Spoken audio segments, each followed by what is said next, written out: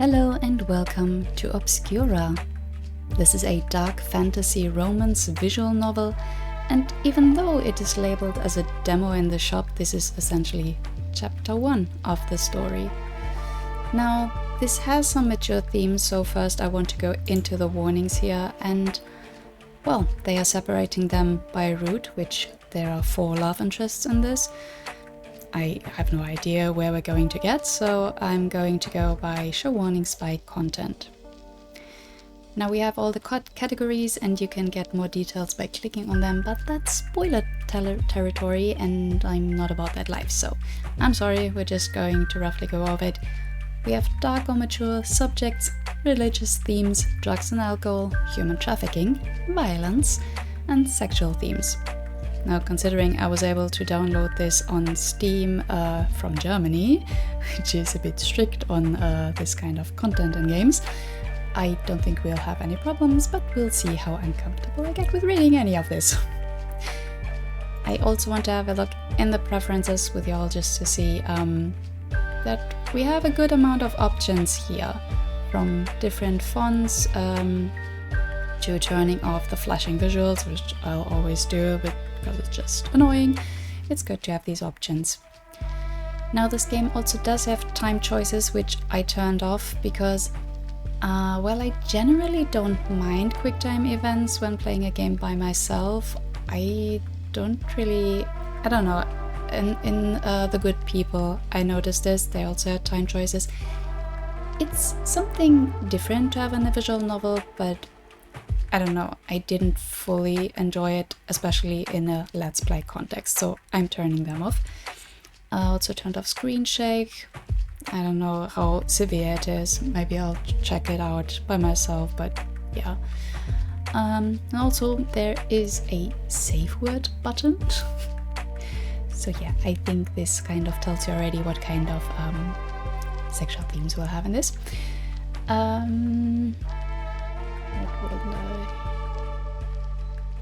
Right, in the extras.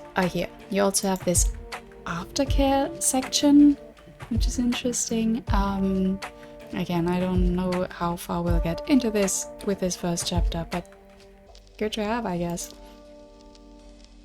Yeah, okay. That's it for all the options, but yeah, let's have a look at chapter 1, The Descent.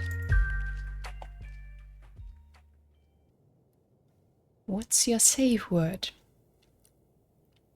Do we actually have to choose one? Pumpkin is the default. Sure, we'll go with that. If you ever need or want to pause gameplay, you can press the save word button in the top right corner. This pauses the game and takes you to the save word menu. Okay, that's how it works. So you can always put the game on pause and get to, yeah, the save corner. Interesting. I've never seen that. The X key will also take you directly to the save word menu during gameplay. Leaving the save word menu will take you back to the game. Okay.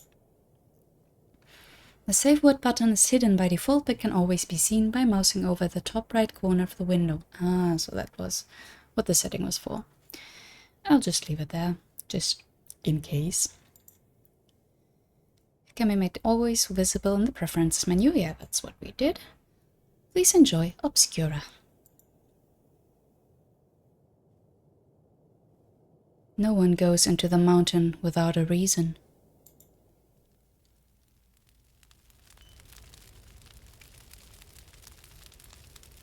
Purpose of business? Buying. No one takes their past into the mountain.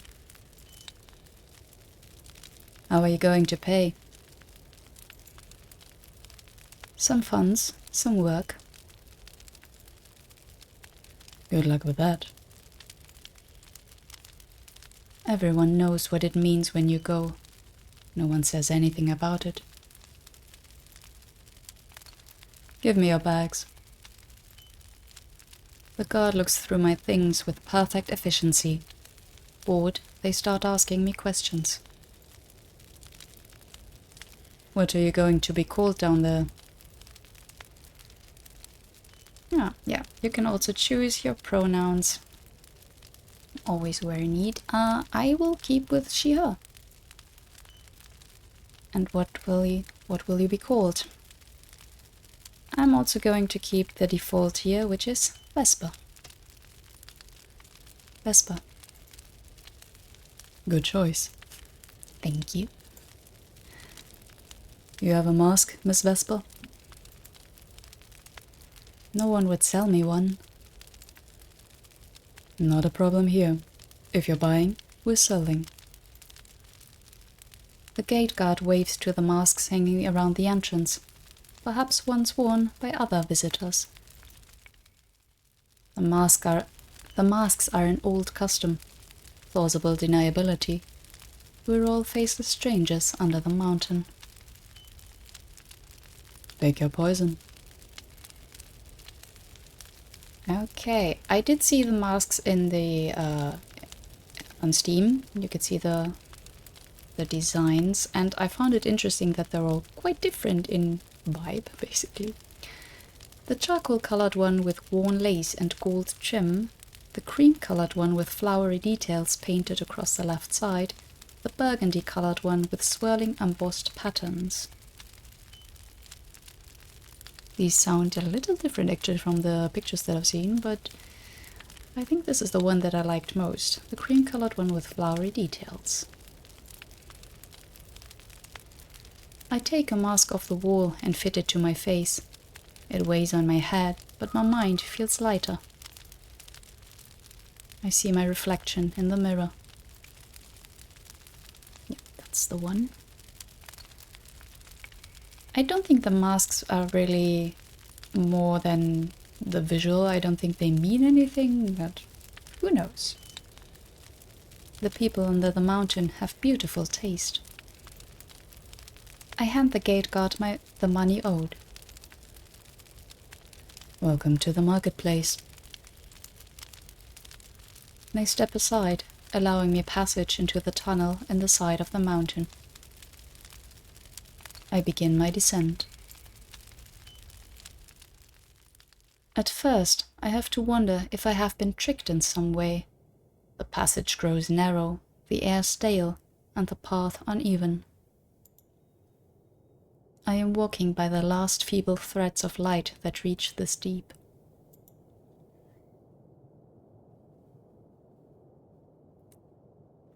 But then I see something.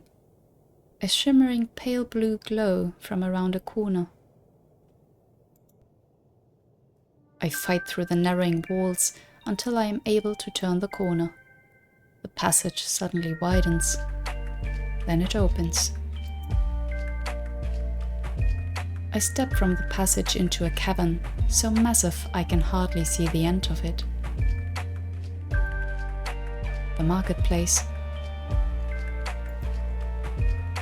There are several masked people who were seated or leaning against the walls around this little entryway, and now they are approaching me. Welcome, newcomer. A fresh face. Someone new could use a guide, couldn't they? Hucksters, or perhaps petty thieves looking for an easy mark. My valuables are kept under my heavy robe, safe from pickpockets. I steel myself and march forward, past the strangers. There is no logic to this place. A fishmonger selling dried and salted fish sits next to a bookseller with stacks of forbidden tomes. The fungus man and birdkeeper are bickering. If they weren't obvious scams, I could have taken one of the offers for a guide and saved myself some time. At first, I glance at each stall in turn. Out here, nearest the entry tunnel, all of the stalls are selling simple amenities or cheap thrills. The sorts of things a departing traveler might want to have when they ascend, not what I'm looking for. Will we get to know what we are looking for? It's not here. Well, I suppose it wouldn't be. Asking one of the sellers, I get directions. The rough walls of this cavern, shifting and trembling in unsteady candle and glowworm light, slowly turn smooth where natural walls turn to human-carved. The ramshackle stalls turn to ramshackle buildings, to painted and varnished walls. The quality of goods on sale is improving as well. The cheap basics are behind me. Ahead are the rare, the luxurious, and the illicit. The real reason anyone comes here. Seeing the sign for an oh god, I always have problems with this word in English. Apothecary? Jesus. Seeing the sign for an apothecary? An easily recognizable serpent coiling around a staff, I slip inside. Welcome. The shopkeeper is masked, of course, but that is not what grabs my attention. The din of hundreds of voices selling and buying and negotiating in the echoing caves is muffled, but not by much. That is because while the apothecary has 4 walls, there is no roof over the store. That seems unpractical, but then again they are in a cave, so it shouldn't rain in there. Newcomer, huh? What? You must be a fresh arrival. And where would you say that? You're staring where the ceiling should be. Ah. I suppose in a city with no sun or rain, roofs are unnecessary. Only thing a roof keeps out in the marketplace is thieves. A common weather pattern here? Far too common. I make an effort to examine the Jesus, can you stop? I make an effort to examine the apothecary's mask. It's plainer even than mine. Perhaps he is frugal, or perhaps he is poor by the standards of the marketplace. Well, you weren't driven in here by the weather. What do you need? I'm looking for Luna Ica? No idea what that is. I resist the urge to explain my circumstances to the shopkeeper. No matter how meaningless or petty they seem, my secrets are one of the few resources I have in these depths. You have expensive tastes, or terrible luck. What I don't have is lunar ichor. Is that something you can remedy, apothecary? No.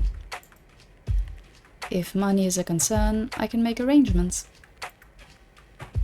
It's not the money.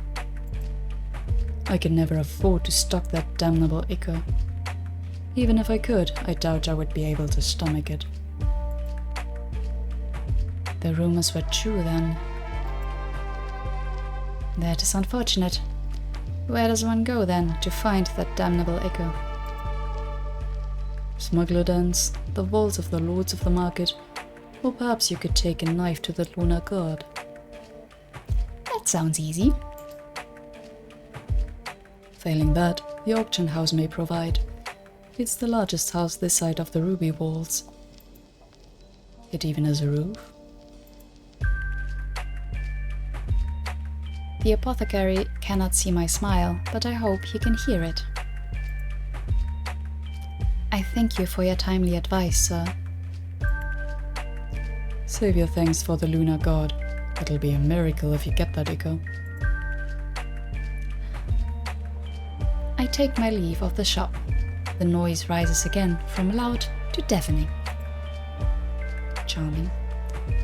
There are tunnels and additional caverns in all directions, but I continue the way I was going. If the walls are getting smoother and the buildings more beautiful, then I am approaching the richest part of the market. it stands to reason that is where the auction house will be.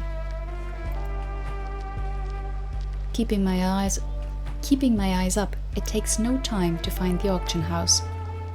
It is, as the apothecary said, the largest house this side of the ruby walls. There are long chains of glowworms draped over the promised ribbed roof that dangle and sway as the air shifts in the cavern. The building itself is deep garnet red with gilded trim. Message received. You're very wealthy, whoever built this. The doors, covered in tiny engravings impossible to interpret in the dim lights, are wide open. Bright golden lamplight pours out into the street. People are freely milling in and out, and so I slip inside. I am underdressed for the occasion, but neither of the guards standing at the doors move to stop me. The sound of the outside suddenly dims, and I have to blink against the sudden brightness. I can hear my own muffled footsteps as I cross the plush carpet deeper into the auction house. The whispered conversations through masks make a thin fog of sound compared to the din outside.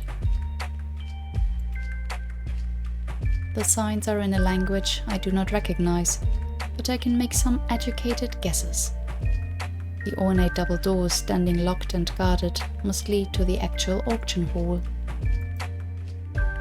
There is a short, uncarpeted hall with gleaming, polished floors lined with several doors. After a second, I see a giggling pair exit one of the rooms and straighten their clothes. That explains that then. There is one door that is little more than a window on hinges, left open. I peer inside for a second, only to see an ordinary office. Come in. The stranger sitting behind the desk waves to me, and so I step inside. Pardon me, I didn't mean to intrude. You can't intrude on the bookkeeper. I must always be available. You must be. How else can anyone check to ensure I am not meddling in the books?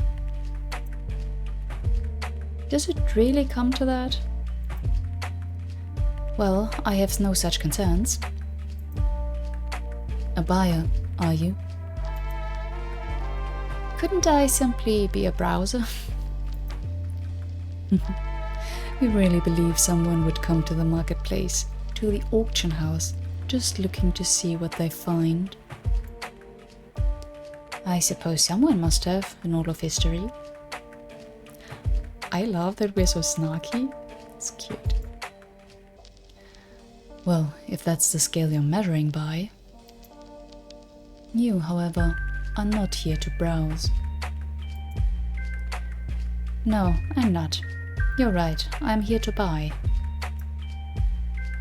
Shall I show you the catalog for the next auction? I would appreciate it. The bookkeeper stands and hands me a sizable booklet. Do not damage it. Do not leave here with it.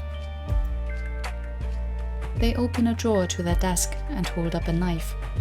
It's a little thing, but I have no doubt they could kill me with it. Charming. Then they sit again and resume their work. I flip through the book. There are objects of unimaginable value, works of art by artists even I know by name, an exquisite jeweled tiara fit for any princess, the deed to a country manor on the surface. Then there are the wonders I could have never dreamt of, the bird wreathed in flames that never burns, the still beating bloodstone heart of some rock nymph, a potion of clear vision.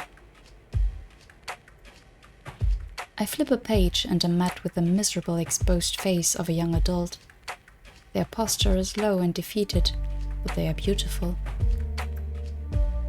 The text informs me that whatever is paid in the auction will be sent to their family within the mountain. Surely not. I flip the page again. There are no other people in the catalogue, but one is enough to turn my stomach.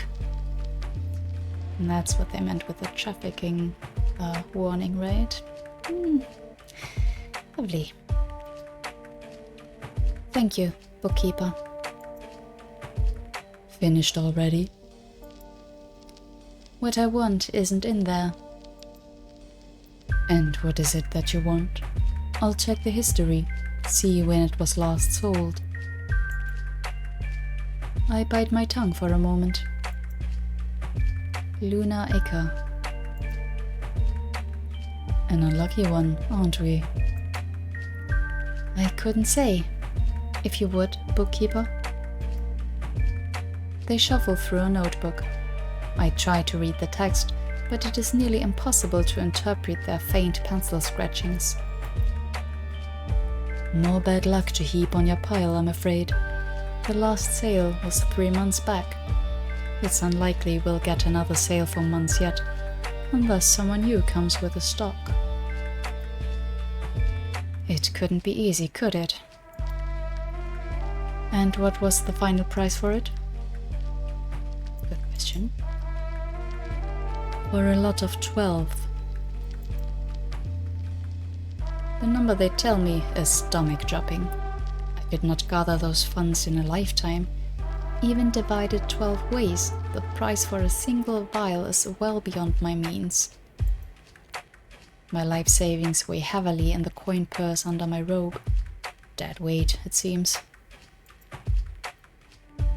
By your silence, I guess you don't have the money.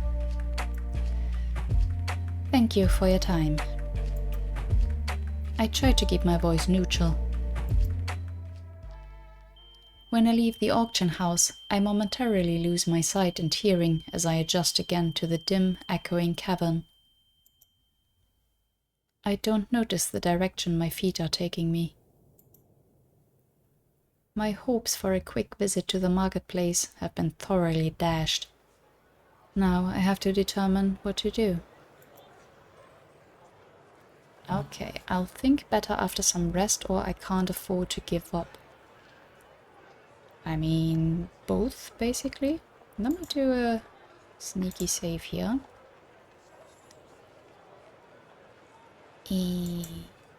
Okay, some rest. We haven't been here long, actually, but I know this is just going to determine who we're going to meet, I suppose.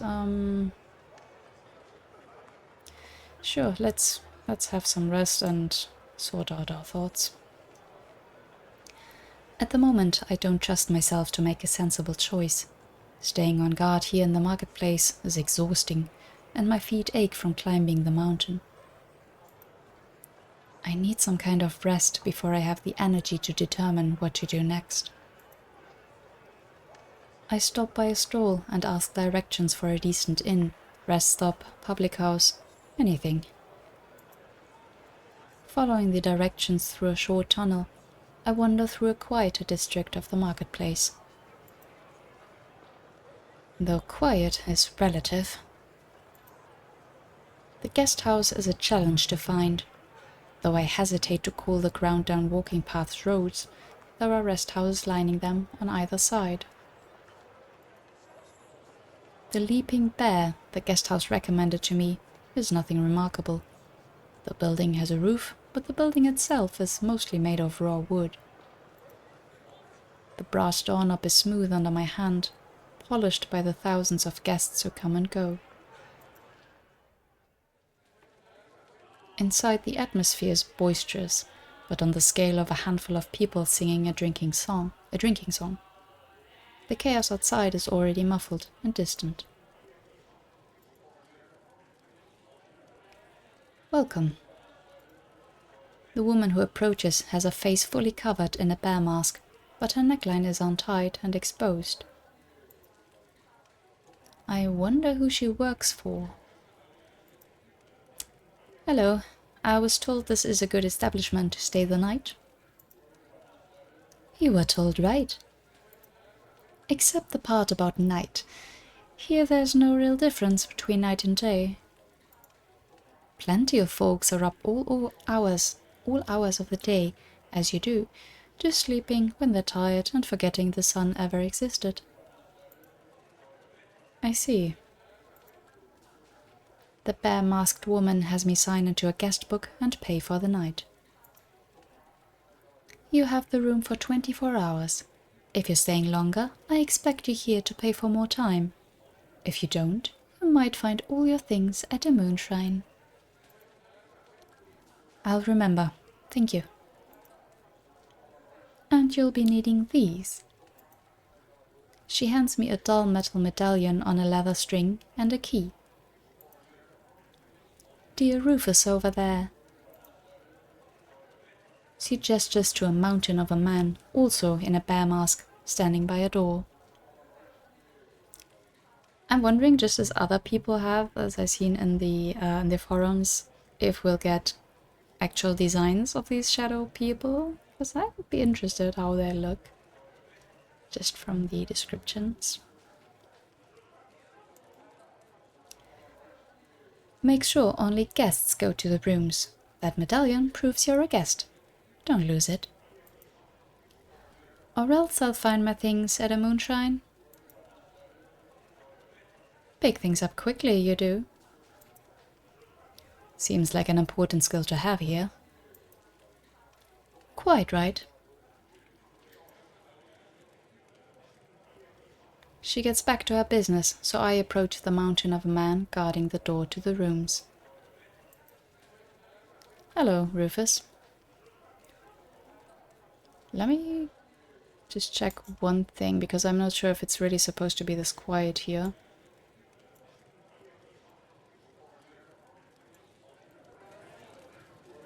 Okay, it is. I'm seeing some on my OBS. I don't know. That's fine. Better than too loud.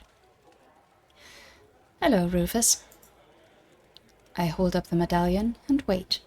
I'm not about to rush a man with a bat, especially one as blood-stained as his is. Nice.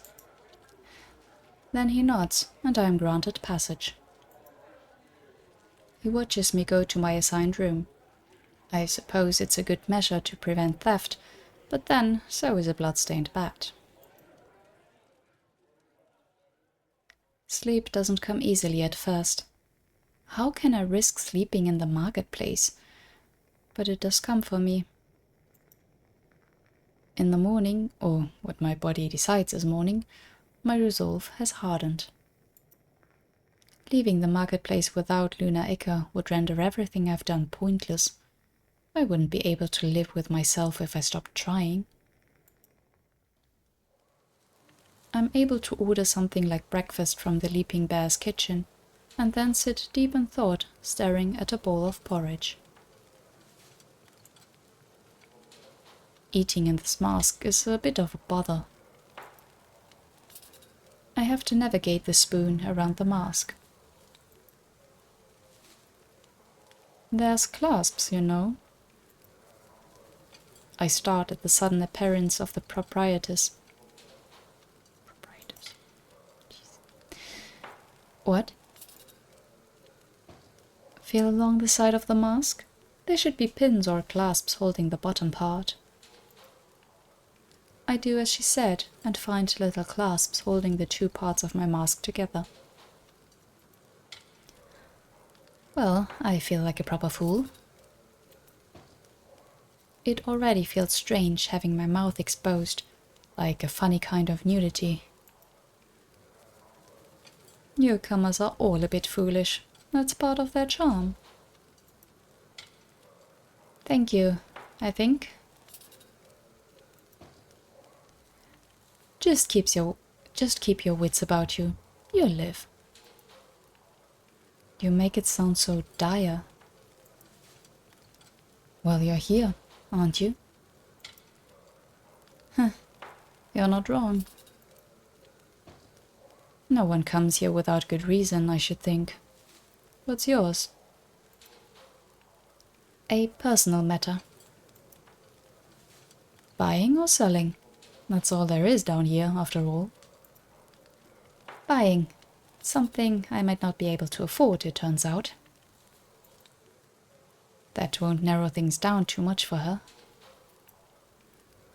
Well, depends how you try to buy things, doesn't it? Money will get you anywhere if you have enough of it, but there's other roads out there. Is that something you'd know a lot about? I couldn't say. I only know what stories the guests bring in. She says it flippantly enough that there must be a story there, but I resist the urge to dig. Then I suppose my next job is to find what paths I can use. Thank you. Oh, not a problem.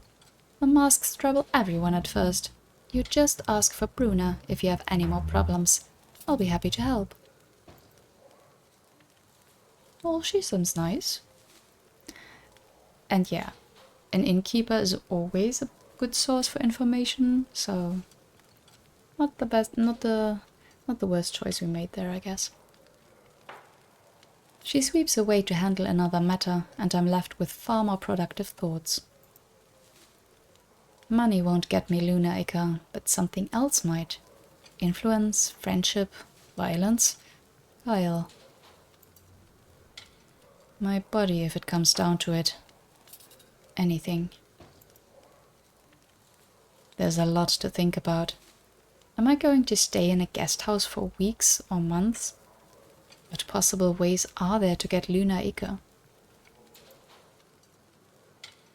Let's start with one foot in front of the other. Exactly, that's all you can do. Over the next several days, I get to learn the layout of the marketplace. It's an ever-shifting rat's nest of stalls and passages and unmanaged pathways, but there are some fixed landmarks. I can navigate somewhat comfortably by those landmarks when they are visible.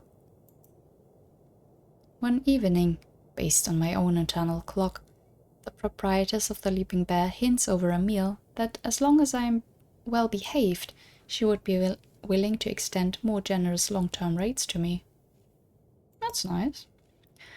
I wasn't planning to misbehave, even less so with Rufus keeping an eye on me, and so that settles the matter of lodging for the moment. As for the Luna Ica, I am at a loss. It's interesting this is such a slow burn. I thought we'd go right into it, right into meeting all the people. Interesting. It is rare, absurdly rare, and based on the reactions of those I speak to about it, some aspect of it is very taboo. Likely the condition it treats. I'm wandering one of the quieter passages, clearly natural by how uneven the ground is. It's mostly homes, built on whatever smooth patch of stone the builder could find. But there is one that towers over the rest, a tall church with heavy oaken doors. Where normally I would expect to see a golden 10-point solar sigil, instead there is a more simplistic crescent-shaped one, the lunar sigil. I suppose the solar god isn't much help down here. I have seen the eerie blue-green light of glowworms and the smoky gold of lanterns, but I have not seen the sun since I started my descent. Churches dedicated to the lunar god exist outside the mountain, but not in any significant numbers. The lunar god, Luna Ica. It can't hurt to ask, could it? I'm not sure I believe that the lunar god must bleed for there to be a Luna Ica, but there's no harm in checking. Hey, stop. I halt in my path instinctively, although after a moment I can see no one was speaking to me. Instead, there is no one was speaking to me. Instead, there is a raucous crowd gathering just down the tunnel, shouting and tussling. A few people in utilitarian masks and what looks like uniforms are trying to push their way through. Looks like trouble. Oh, I assume this would be one of the timed choices, so thank you for that. Thank you for the option to turn that off. Okay, run to safety in the church, stay and see what happens next, or leave. From the descriptions of the characters, I can guess one of them that we'll probably meet in the church, and I'm not sure I want to go there.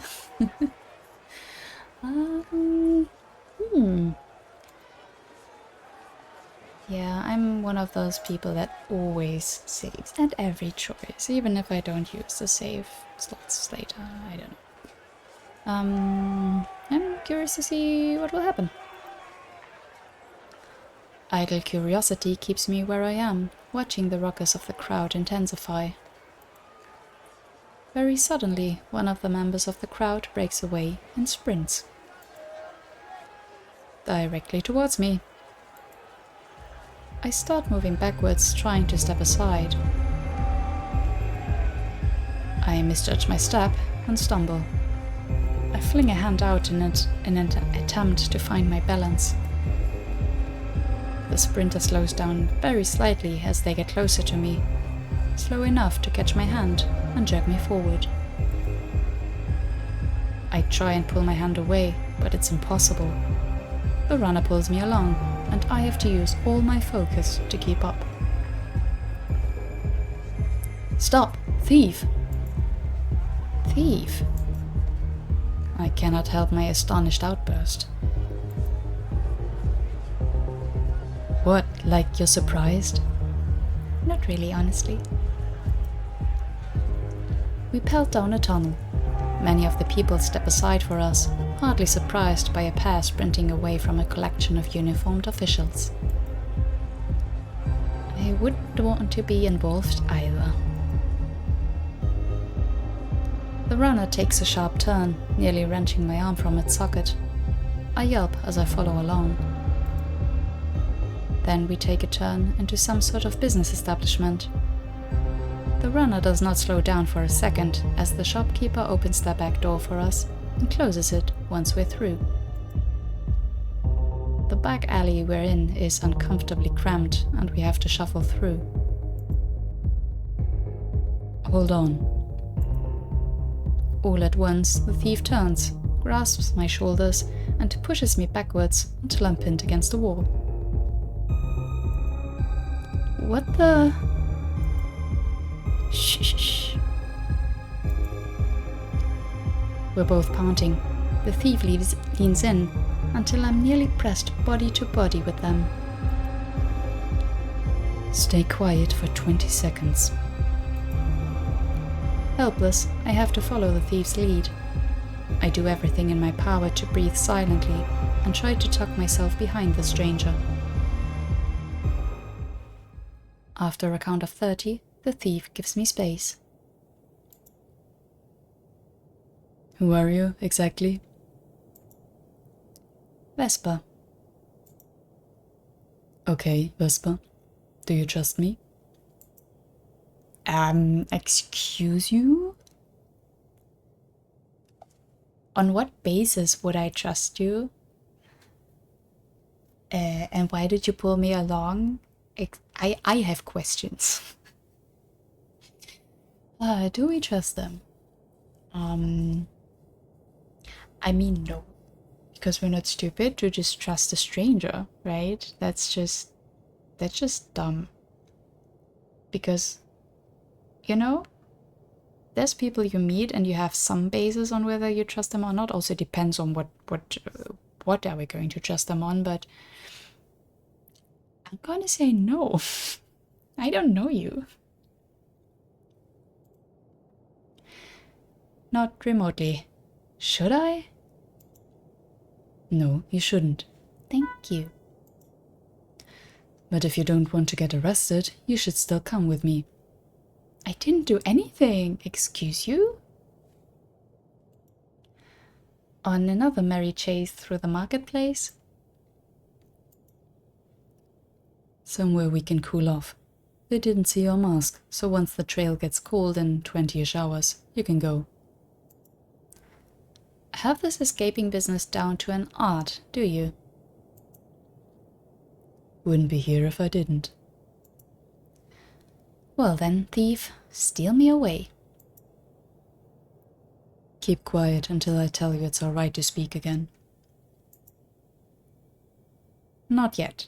What's your name, thief? You got mine. I'm a thief. I'm supposed to take things. Do you want me to call you thief while we're walking around? Would you like that kind of attention? You're not always going to be this mouthy, right? Oh, I hope we are. This is fun. Depends how much you deserve it. Call me Kier. I have no idea if this is pronounced that way. Pleased to meet you, Kier. Really? Not yet. And now you're going to shut up. Fine. I didn't say you could talk yet. I've grown comfortable with the anonymity of my mask, but it's a great shame I can't show Kier what exactly I think of his sass. To be fair, he's probably thinking the same thing. We sneak through back alleys, shuffling between buildings that seem to be leaning into each other.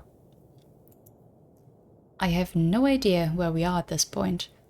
I have lost sight of all my usual landmarks, and there's every chance I'm in a cavern I've never explored before. Kier, at least, looks to be completely comfortable navigating this space. We stop at a dead end. Or at least it looks to be a dead end for a moment. Kier shoves aside a collection of heavy planks and a short, narrow passage is revealed. Watch your step.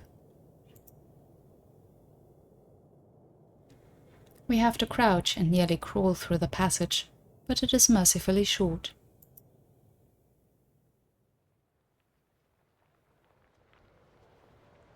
It leads into a small open space behind several rough-built houses, at least I think they're houses, a lanky teen staring us down from behind a scrappy, stiffened fabric mask. Hey.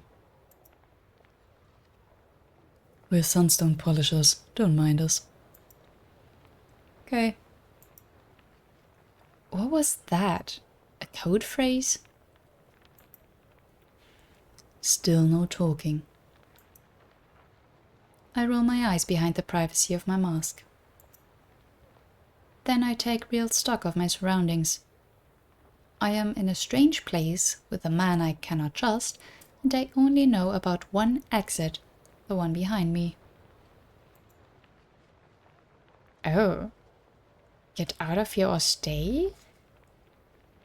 I mean, we've come this far, we might as well stay, right? It's not like he's going to...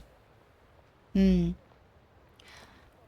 mean, the way he said it, that we should keep lay low for like a day, that sounded like he was trying to protect us. I mean, how true that is, no idea. But oh well, let's stay.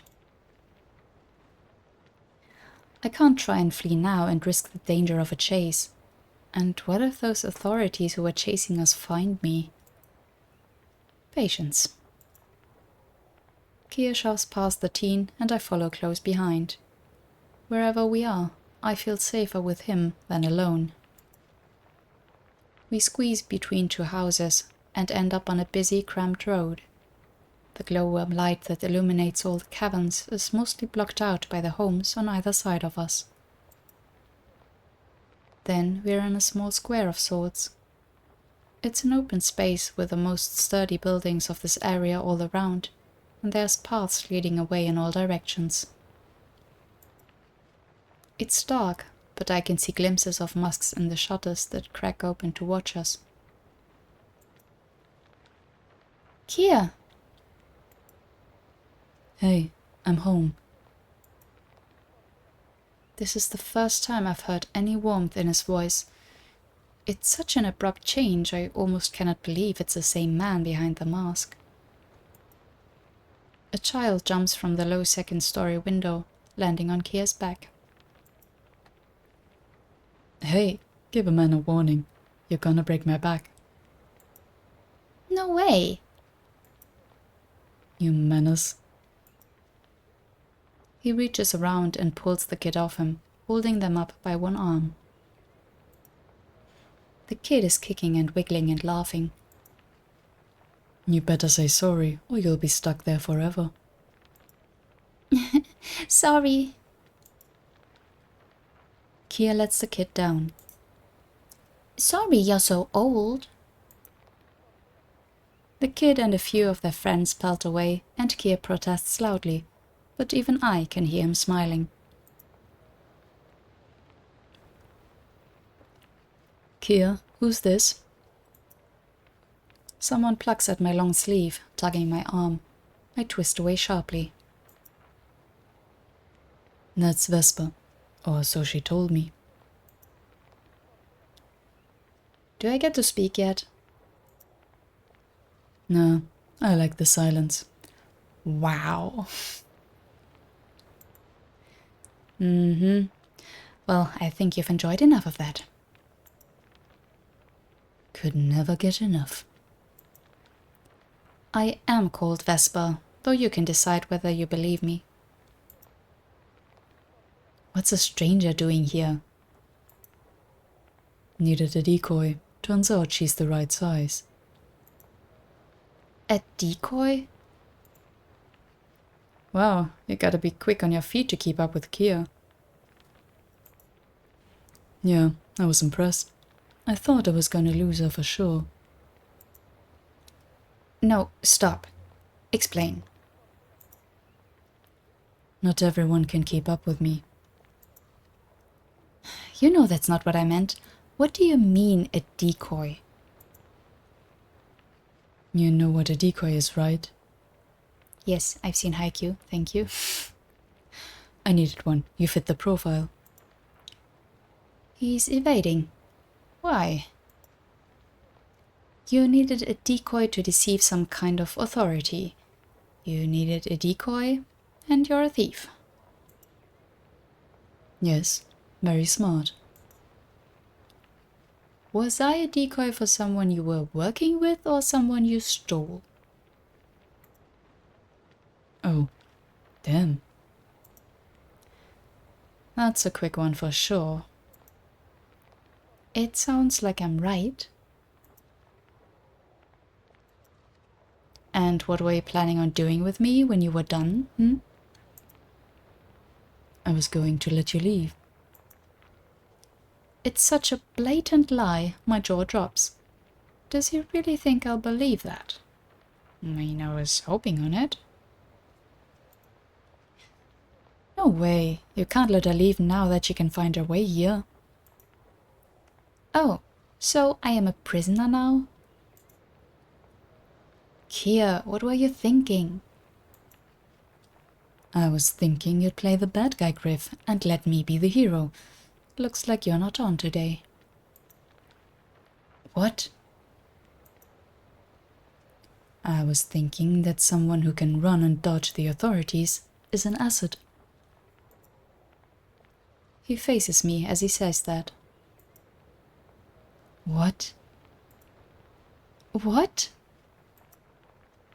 He did not just try to recruit me. I mean, why not, I guess? Kia, you're insane. You can say that all you like. I'm right. We need her to stay quiet. I wasn't planning on involving the authorities. And why should I trust you when you say that? You've already proven you understand.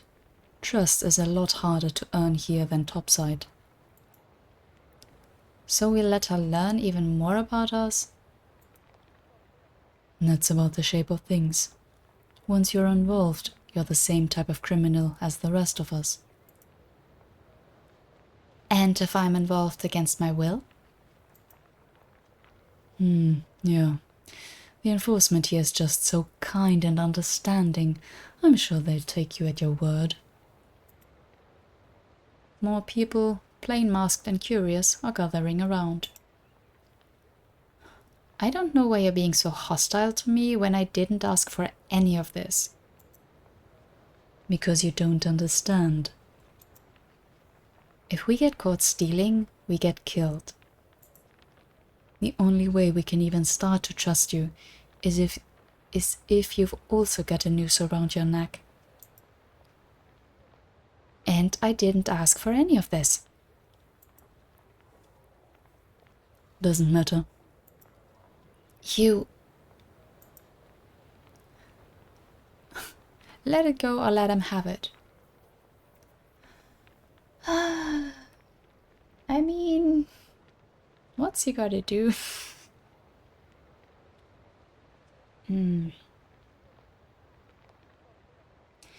This is a weird situation.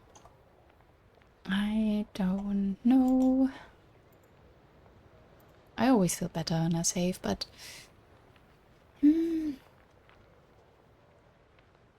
you know what? It doesn't... It will not get us anywhere, so whatever, let it go. I'm about to lose a torrent of insults, but I check myself. I am in Kier's territory, not my own. If he decides I'm not worth the trouble of dealing with, he and his gang could easily end me.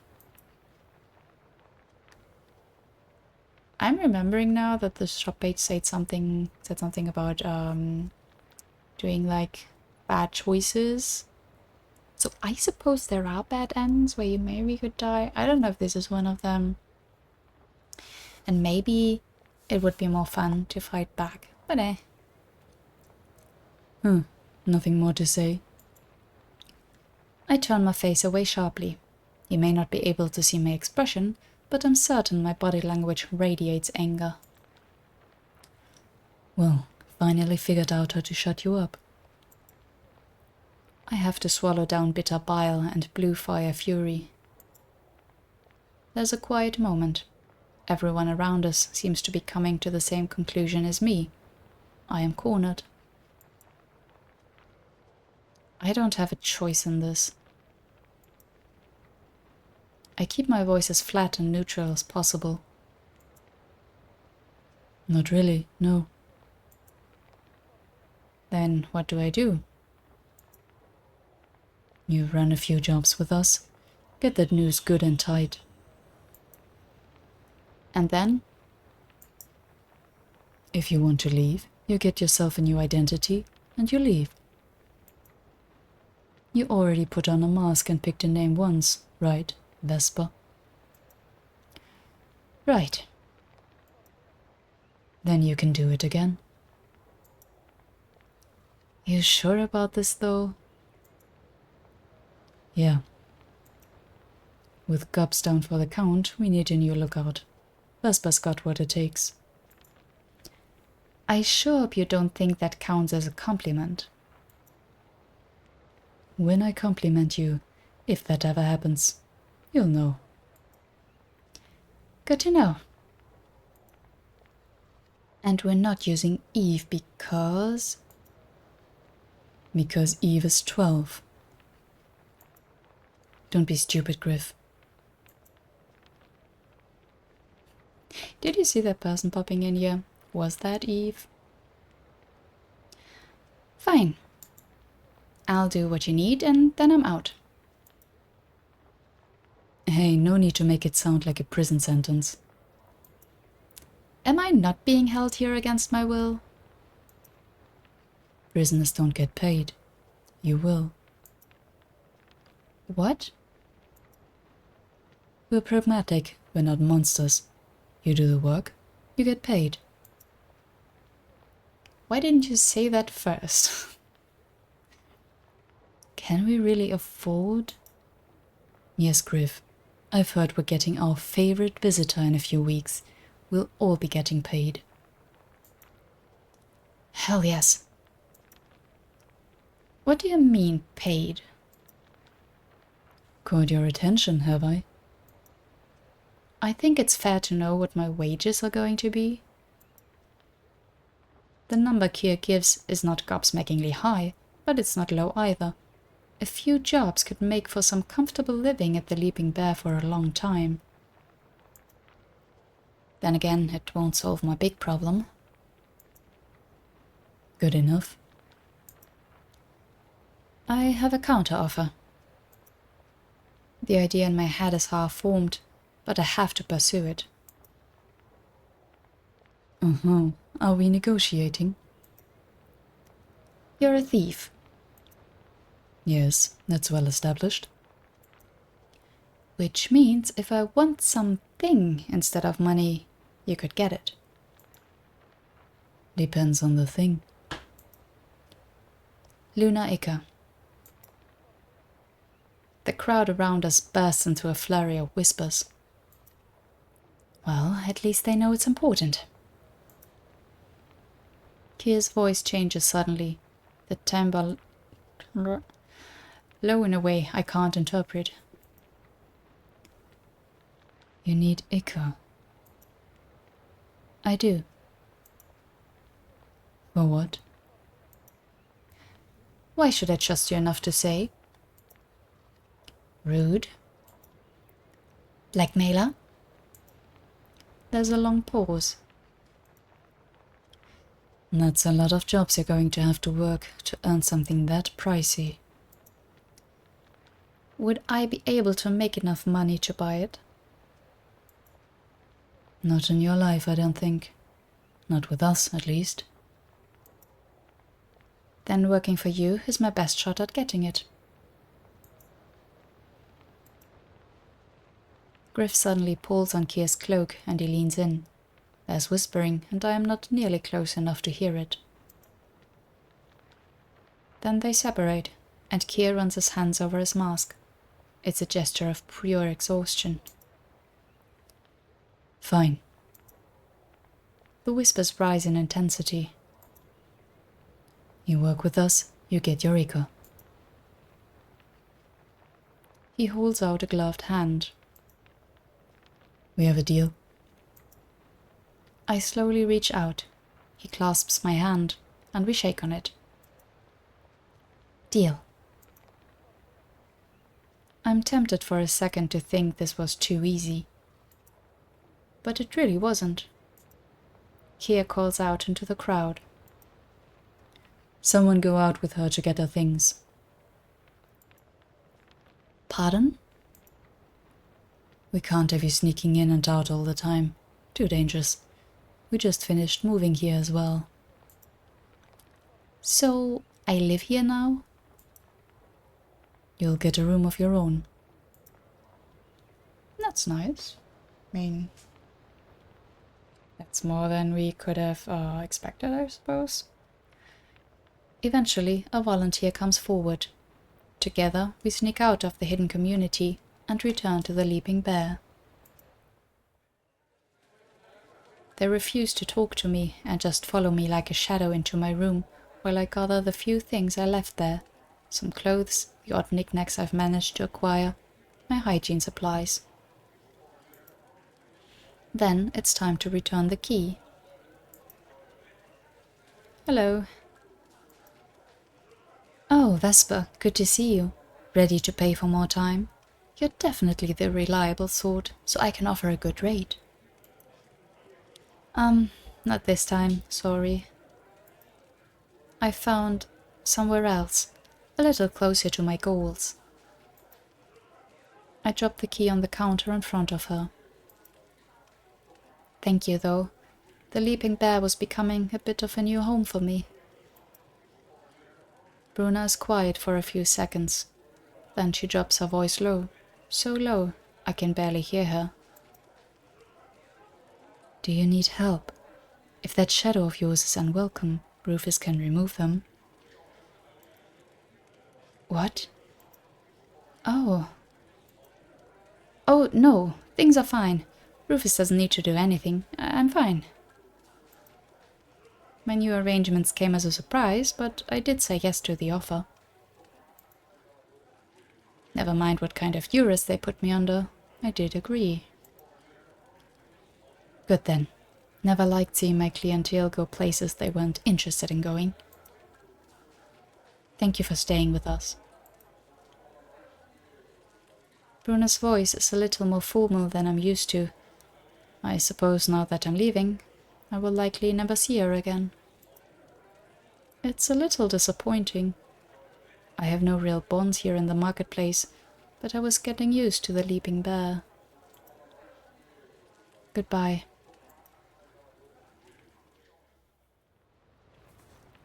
Yeah, she really did seem very nice.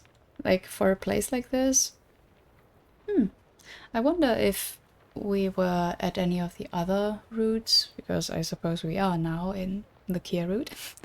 We would have stayed and gotten to know her more. I leave, my shadow close behind. Eventually, they take the lead, guiding me to yet another hidden passage. How many ways of sneaking in and out are there? As we enter the cavern again, someone is there waiting for us. Hey. My shadow answers quickly. Don't mind us, just here to polish some sunstones. Then I'm being led back into the tight network of pathways between closely built homes until we're stopped in the square again. Kia, I'm done being a babysitter. I see Kia, or at least his mask, turn to face us. Already? You don't have to sound so annoyed. I didn't have many earthly possessions to start with. Getting them was easy. Good. We found a room for you too. You'll be staying with me. Excuse you? I'm sorry, what? Kia brings home a stray, he gets to take care of it. A stray? Griff. Vespa is a person. Use her name. The way he says it, it sounds like this is a frequent topic of discussion. My home is small, but I get a lot of guests, so I keep a spare room. Then I suppose I should thank you for your hospitality? It would be nice. Maybe later. The sass. Kia suddenly stands next to me and pats my back, right between my shoulders. Let's get going. I've had a long-ass day and I need to take a break. Are you even going to be able to relax with a stranger in your home? No, but it's nice to pretend. Wow. We start walking. By the way, welcome to Mouse Hole. What a name for this place. The twisting paths between the buildings are a tangled mass, and there's no easy landmark to orient myself with. Further from the square, the homes and businesses, such as they are packed so tightly together that the blue-green glowworm light from above doesn't reach us. Instead, the warm flickering light of lamps and lanterns fills the pathway. It's dim, but at this point that is hardly a problem. My eyes are certainly used to the constant glow of the marketplace. Here we are. It's one home sandwiched tightly between two others, near indistinguishable from the rest. The only identifiable thing I notice are the closed shutters, painted blue instead of simply sealed raw wood. Kia unlocks the door and holds it open for me. Come inside. I step in.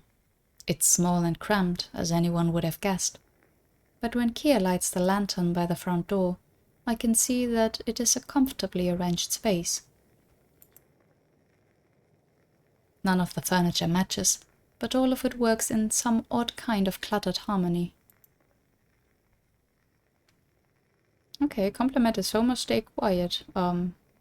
Sure, if it's a nice house, then might as well mention it. You have a nice home? That was nearly a compliment. I suppose I'll take it. That's all I can give right now. At least I can say that I tried. Exactly. That's all you can ever do. There's a water closet behind that door. If you use the water up, you'll have to get more. I can show you where after I get some sleep. Your room is there. The key is in the lock. That's the only key. Don't lose it. Understood. I mean, at least he's given us the options. The option to lock us in. That's considerate. If you buy and keep your own food, that's fine. Otherwise, you contribute to my budget and share what I get. Any other rules I ought to know? Don't be destructive. Don't make a racket while I'm sleeping.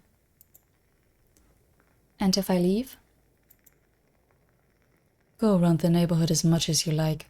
If you try to leave without an escort, expect the watch to notice and stop you. I'm going to have something to eat before bed. You hungry? I'm glad he can't see the surprise on my face. Are you sure? About letting you have a snack? About keeping me here? Oh.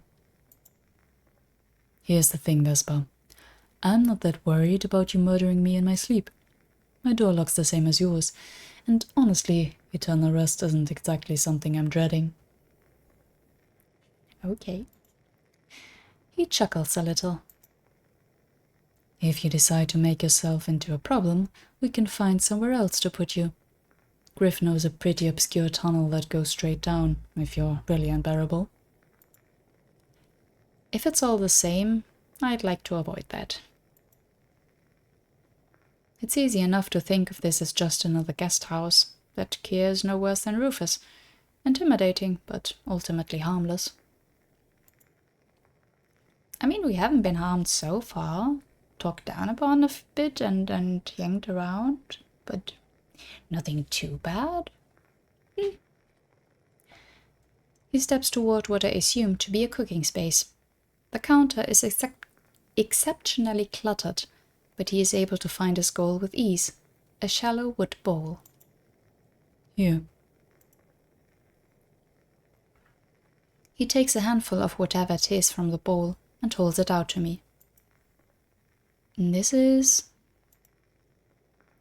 deadly poison. Eat up. A closer look tells me that it's actually an assortment of dried fruits. Take a few or decline. I mean, why the hell not? We're going to be here for a while, we might as well eat. No harm in getting a snack. I take a few and Kier puts the bowl away again. He doesn't reveal his mouth as he nibbles, instead threading the fruit under his mask. I'm doing the same. Well, get yourself some rest. Don't murder me in my sleep. I'll resist the temptation as best I can. Kier departs suddenly, taking himself and his handful of dried fruit into his bedroom. I hear the lock click decisively, and I am suddenly alone again. Free to indulge my curiosity privately, I do a quick tour of this front room. Kier certainly made an effort to make this a livable space, but that seems to be as far as his efforts have gone. Not much for entertainment here, is there? Maybe he doesn't have friends over much. I continue nibbling. The sticky, sweet, tart taste coats the back of my tongue. My search is quick in the end. It has to be, with so little to look at.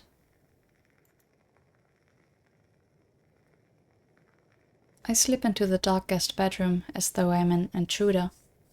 For a moment, I feel like I am. It has the same cozy but spare feel of the main room, not a space I could call my own. Door locked, I give myself permission to relax.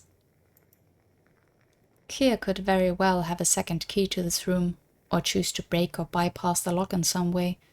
but there is little use worrying about it. I'm already so keyed up from stress that adding the possibility of being murdered in my sleep would make resting impossible. I mean, if they wanted to kill us, we'd already be dead, so What have I gotten myself into? I've been recruited into a gang of thieves against my will.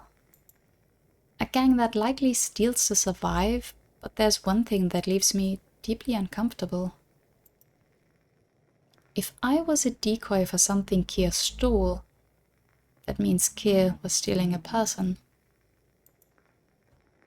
Could I live with myself helping to steal people?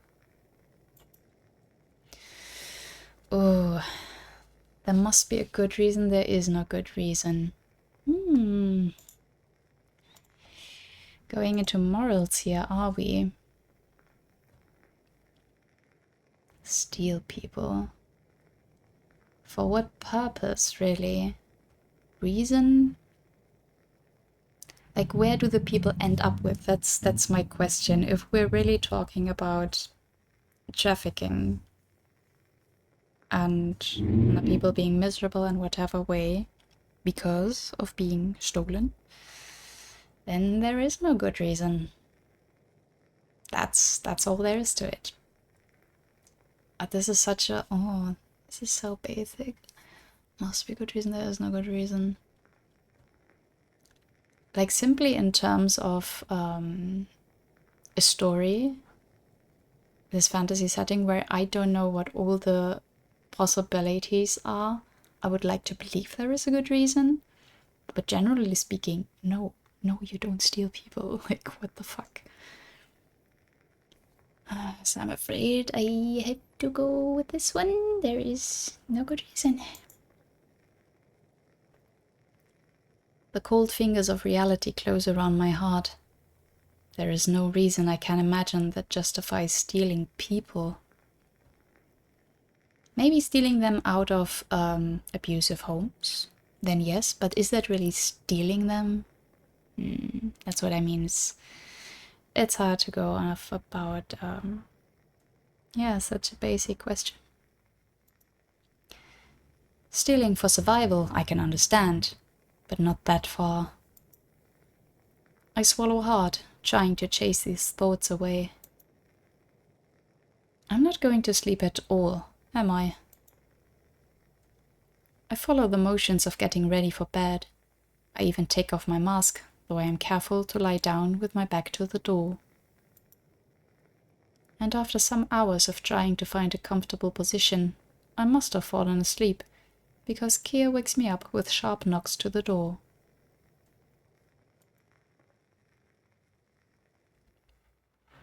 In the days that follow, I get used to the pace of life in Mouse Hall. I am, as promised, left to my own devices for the most part. I can sense people getting tense when I drift towards any of the myriad exits, but I'm not about to test my luck with an ill-considered escape attempt. Kier, it seems, is a popular one. He's constantly being called this way or that, attending to roof repairs or settling quarrels. But that is only when I see him, which is quite rare. We are, quite often, ships that pass in the night. In my first days, I was largely ignored. None of the regular residents wanted to interact with me. I have to admit it nearly drove me mad. But once I proved to their satisfaction that I am not a deranged maniac, the people seemed keen to get an additional set of hands on their work. I've chopped vegetables and hauled water and watched babies and held a lot of ladders in place. It's not hard work, but it conquers my boredom and gives me a chance to make small talk. Vesper, I need a hand. On it. Shale, one of the friendliest people in Mouse Hall, is stacking crates near an exit passage. Not sure how much I can help. I don't think my reach is longer than yours. I just need a little more support so I can... Oh! They do a short hop and shove the crate into place. If you've got time, I could use a hand a little longer. My schedule is packed, but I can skip a social engagement or two to help. Shale's chuckle is gratifying. Very funny. But aren't you going to the strategy meeting soon? Strategy meeting? You're running lookout, aren't you? I believe that was the arrangement, but this is the first time I'm hearing about a... Hey, Vesper, we gotta talk strats. Speak of the devil. Looks like I'm doing this on my own. I wouldn't want you to skip that social engagement. Thank you, Shale. Maybe there will be some barrels we can roll around later to make up for this. I think there's an empty one around here somewhere. The kids took it to roll each other in. That I would love to see. Are you ignoring me, Vesper? Not in the slightest. You know how much I love talking with you. Bye, Shale. Bye. I make my way towards Kier. I'm a little more comfortable following him through the narrow, winding paths of Mousehole now. What were you doing there? Trying to give Shale a hand. Makes sense. Shale's always finding good tasks to get the kids involved in community work. You're probably right, but I resent that remark. Anyway, get moving. Everyone's waiting on you.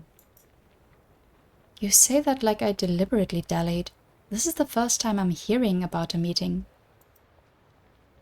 Then we'll need to fix your communication too. Hey! Waiting for me to ask when are you holding a secret meeting I do not even know is a possibility is not reasonable. Yeah, get moving.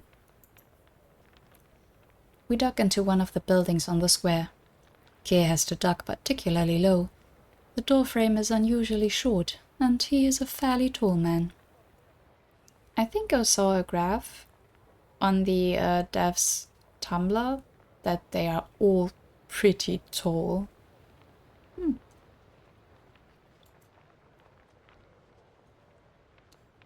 Hey, Kier.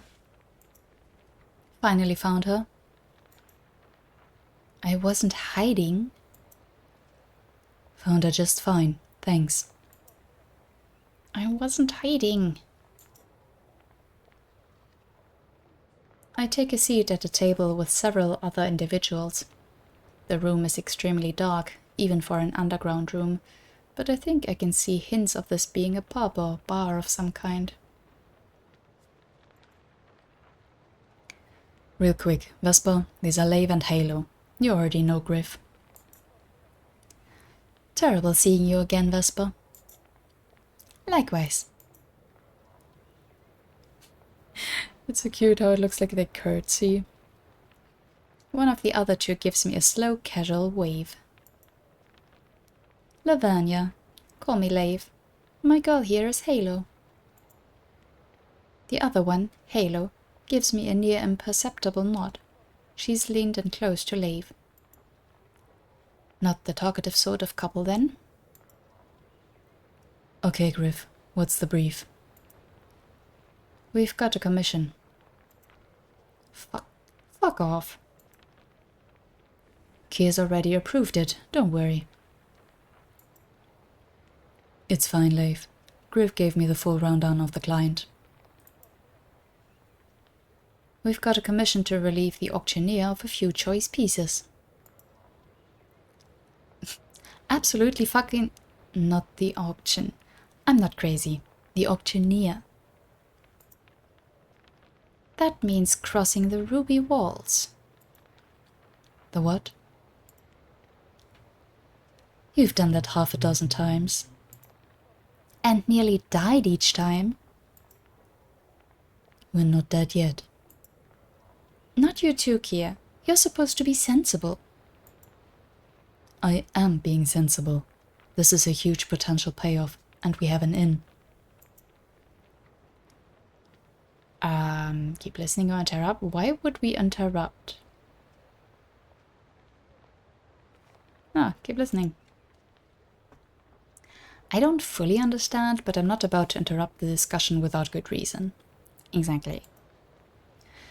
Fine. We'll do the extremely dangerous job behind the ruby walls. That's the spirit. So we cross the walls. Easy. And we all know where the auctioneer's house is. Our inn is the new building being done at the club next door. It's an easy climb from there to the balcony, which doesn't have a lock. You and Halo are going to find and lift the pieces we're after. Kia and me are gonna be defense and distraction. And Vesper will try to live up to Gup's example. Not a terrible plan. Not a good plan either. Halo's voice is so ghostly, I'm not entirely sure I heard it. Okay. Obviously it sounds dumb without the important details. Griff draws a map on the tabletop with a stick of chalk and carefully walks us through each step. For the most part, I understand. My role is, if nothing else, comically easy. Stand by, signal if there are other people around. Okay, you with us, Vesper?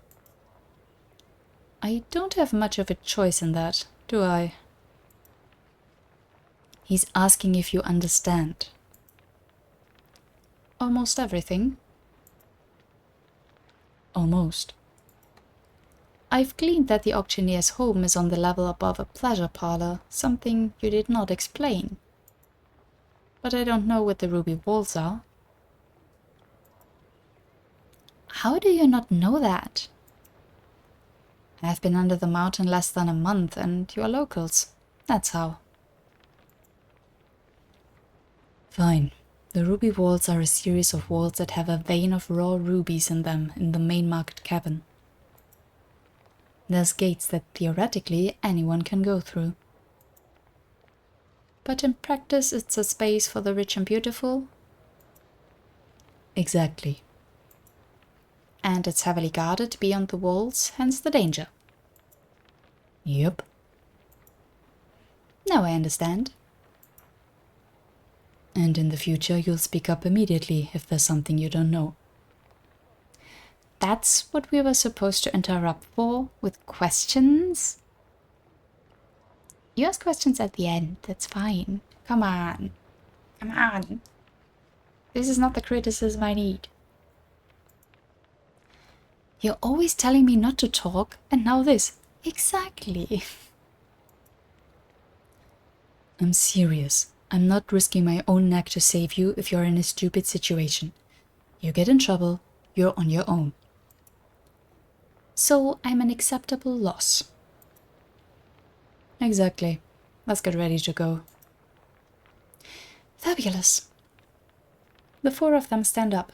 I follow their lead.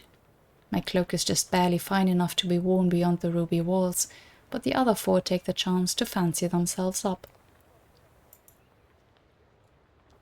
God, back in these awful things. Keir holds up a heavy, richly embroidered cloak. Imagining him in it is comical. Laughing at me, Vesper? Yes. And you, Leif? She shrugs. She's right. You look stupid in that. It doesn't match. It really doesn't. I keep telling you, buddy, you're made of iron, not silver.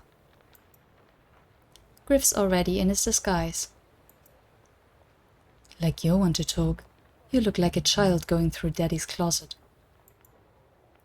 Griff's short stature and casual posture, leaning into Keir, is completely at odds with his jeweled hood and satin cape. Knowing what he's like honestly makes it even funnier.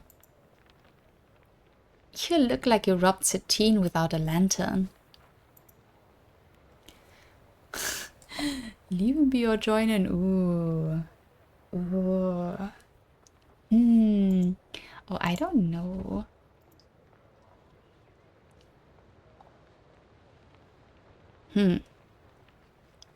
I mean, okay, join in. You look like a throw pillow fucked a jewelry box. Oh my god. Leif bursts into laughter, mostly at Halo's response, I assume. Whisper. Oh no. Gear reaches over, takes hold of my shoulder, and holds tight as he curls into himself, choking on laughter. Laugh it up. After a second, Griff looks at me. It wasn't that funny, you just surprised them with vulgarity. Kier pops up, a smile in his voice. No, it was a bit funny. You really put it over the top, Halo. Oh no, Thanks, Halo. The laughter dies away a little, though the mood has definitely been lifted. Things settle down again. I don't know why I put up with you. Kier pats his shoulder firmly. Neither do I. There's some more scattered laughs, but the atmosphere of the room slowly turns more serious. Halo and Leif are checking each other's disguises, ensuring their weapons are not visible to passers-by. Kier is checking over his own knife carefully. It's beautiful and likely quite old, unlike the rest of his daily wear. Should I be armed? It's not a good idea, obviously. I am a rank novice and would be far more likely to be stabbed with my own knife than use it to properly defend myself. Still, I cannot help but feel a twinge of fear. A knife won't make me feel less frightened. But it's hard to convince myself of that fact. The rest of the preparations happen in anticipatory silence. Ready? Then let's move. Maybe we should have asked if we are supposed to have a weapon, like, I don't know if we think we have one. Probably not. We walk in a loose group to yet another exit. I have yet to fully count the ways into and out of Mousehole, but there must be at least half a dozen. It's another narrow passage that leads into the back room of a shop. From there, we can exit through the storefront and step into the busy walkways of the marketplace.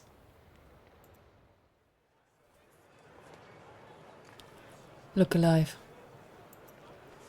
In any other circumstance, we would be a deeply strange group, a gang of well-dressed strangers walking together but not talking. But this is hardly the strangest sight in the marketplace. There's a bird-masked contortionist performing in a tiny cage, and a pair of drunkards fighting in just one of the crossroads we walk through. Things are as lively as ever. We pass the church on our way to the most central caverns. Was it only a few days ago I was standing there, looking for some clue to start me on my hunt? As we enter the largest cavern, the heart of the marketplace where I started my journey, we walk close together. All right, you know the drill. Split up, we meet across from the pearl choker. Vesper, you're with me. Obviously.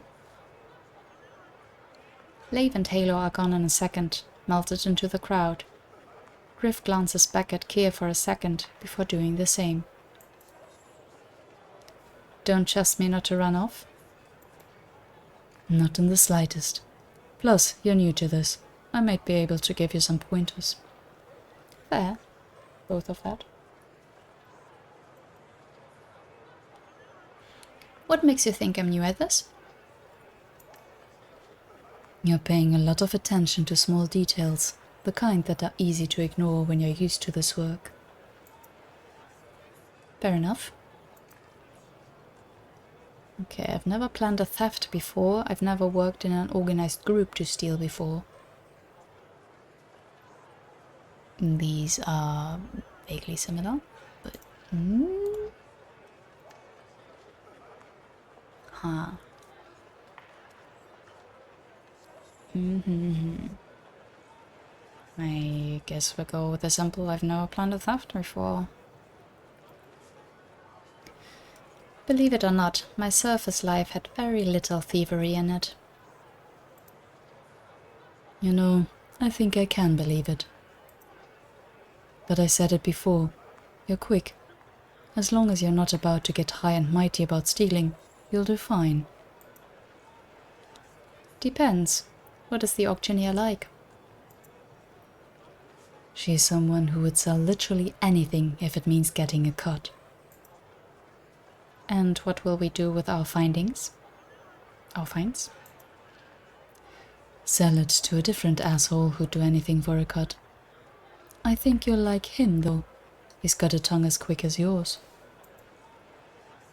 Is that all you think I am? Maybe if you talked less, I'd understand you more. Not a chance. Also, that doesn't make sense.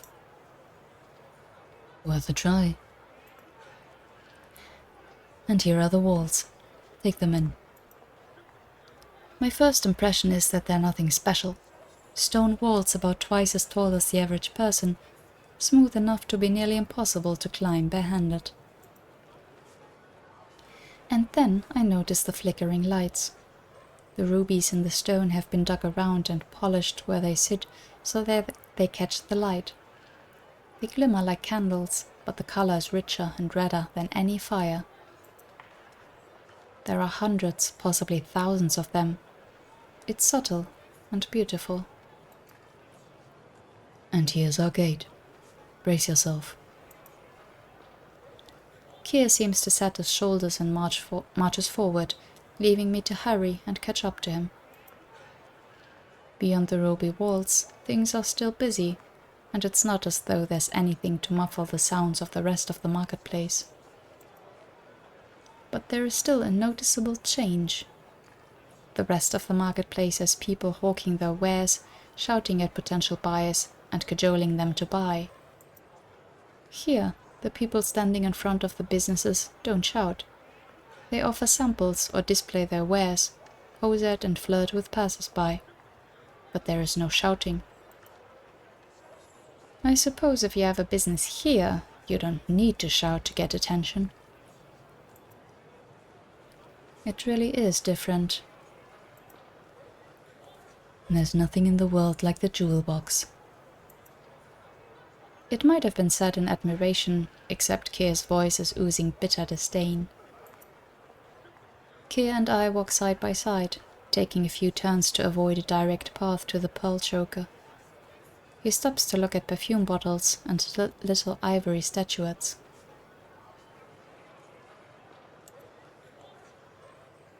I pause near a window blazing with light, a lantern shop.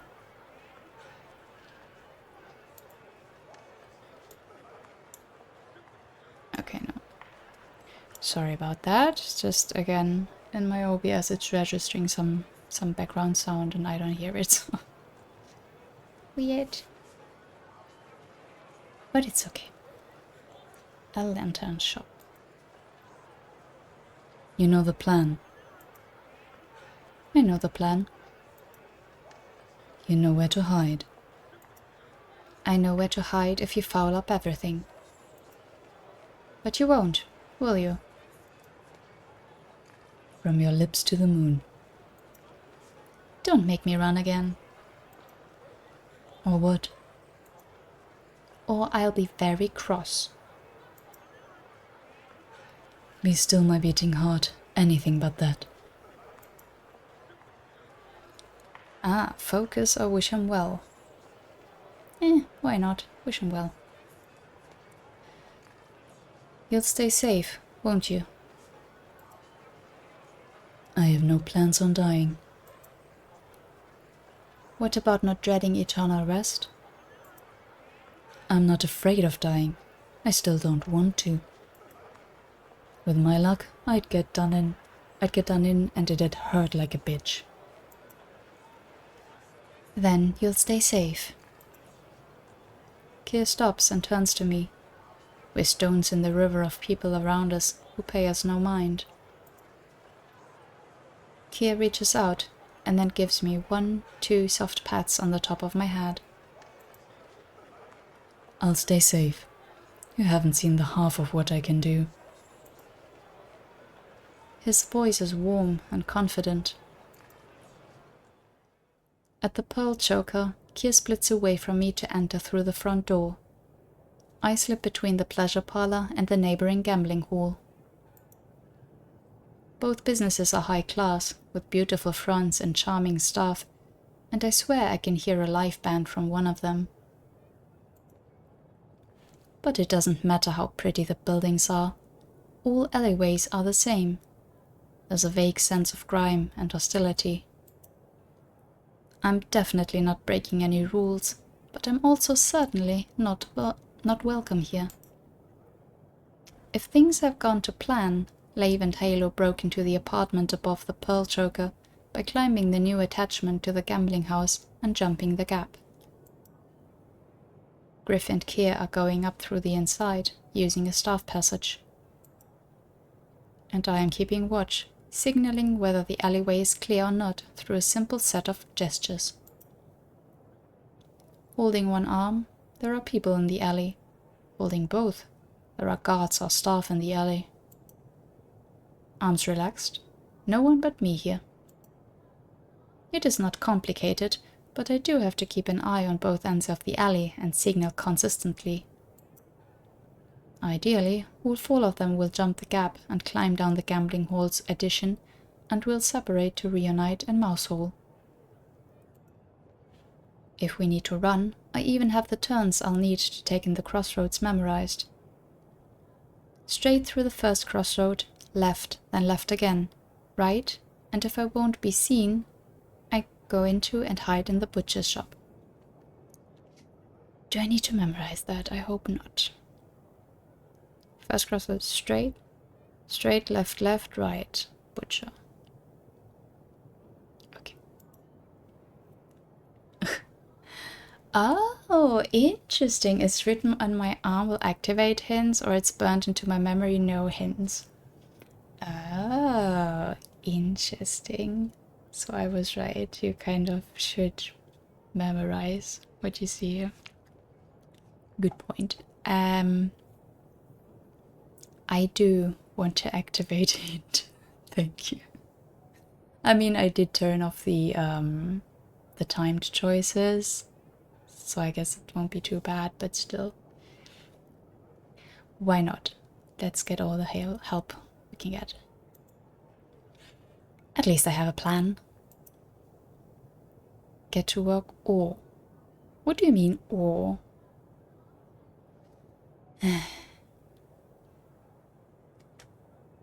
Man, really?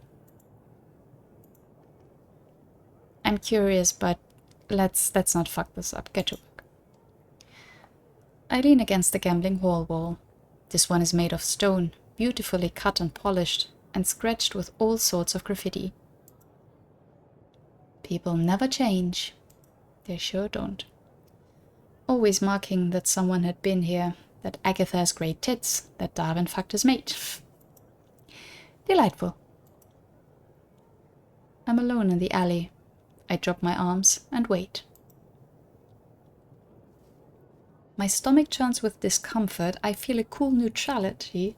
My body buzzes with excitement. I have no idea. Jeez. I mean, I think I would be uncomfortable. Like, this is a stressful situation, even if our job is the easiest of the bunch, but... I guess we'll call it excitement. Why not? Despite the circumstances that brought me here, I feel a thrill like nothing else. The danger I'm in feels distant and unreal compared to the excitement of everything. But for the moment, I have to put those feelings away. For a short while longer, I'm completely alone. Then a stranger wobbles along into the alley, towards me. Hey. Hey. Mind if I smoke? Not at all. Want any? She holds out a little pouch of herbs. I recognize it on sight. Sweetgrass. I've had it plenty of times before, back on the surface. You smoke it with others to build bonds. As loose herbs like this, it softens the hard edges of stress. Not enough to addle my mind in any way, just enough to make connection easier. Hold both arms, hold one. I didn't forget my job. We're going to hold one arm. I let my arm rest against my torso and grip my elbow firmly. Sweetgrass, right? You know it? Every teen learns to grow it where I'm from. Lucky you. I only found the stuff down here. Accept or decline? I think we need to focus, so I'd rather decline. Thank you very much. It's a kind offer, but I have to say no. Fair enough. More for me. She rolls her tab with quick, clever fingers. Even if she's new to the practice, she's clearly gotten good at it. She strikes a match. I can smell the faint sweetness of the smoke. I keep turning my gaze to either end of the alley, still focused on my mission. What are you here for? Answer or avoid? Avoiding would probably be suspicious. I would like to know what the answer is. Let's answer with something. Buying. What you buying? Nothing as of yet. And you? Heard there was a fortune won in the gambling halls here every hour. Thought I'd try my luck. And how has your luck fared? I'm about to get a big win. I can feel it. Not well, then. May the lunar god smile on you. Oh, you're a loony. There's a few people milling near the alleyway entrance. I can't tell what sort of people they are.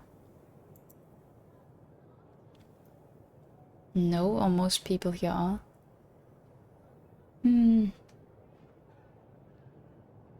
Are we? I have no idea.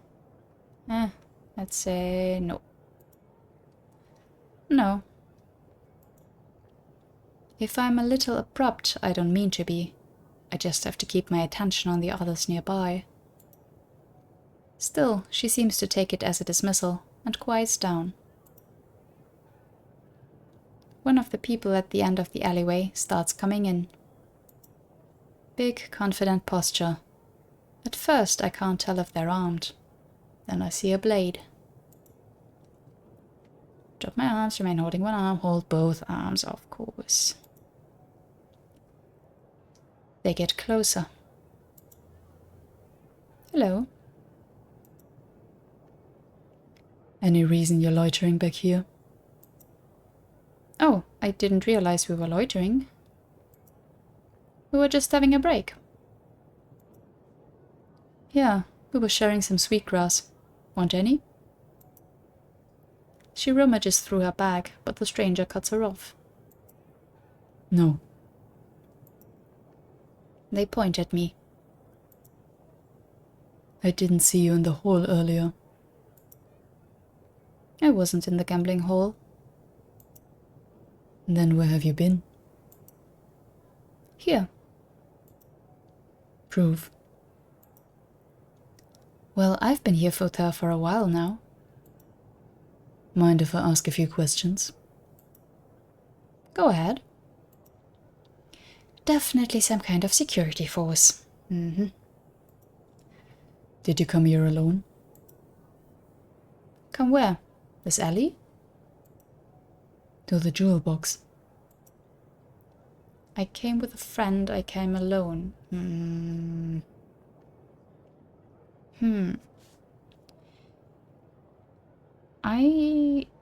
So I don't know if people have been maybe watching us, so let's stay as close to the truth as possible, I think. I came with a friend. Oh no, I came with a friend, but he wanted to do certain things and I didn't feel like joining him. You know how it is. That posture betrays nothing. Then I see my new friend here with sweetgrass and she offered to share some. That's what happened?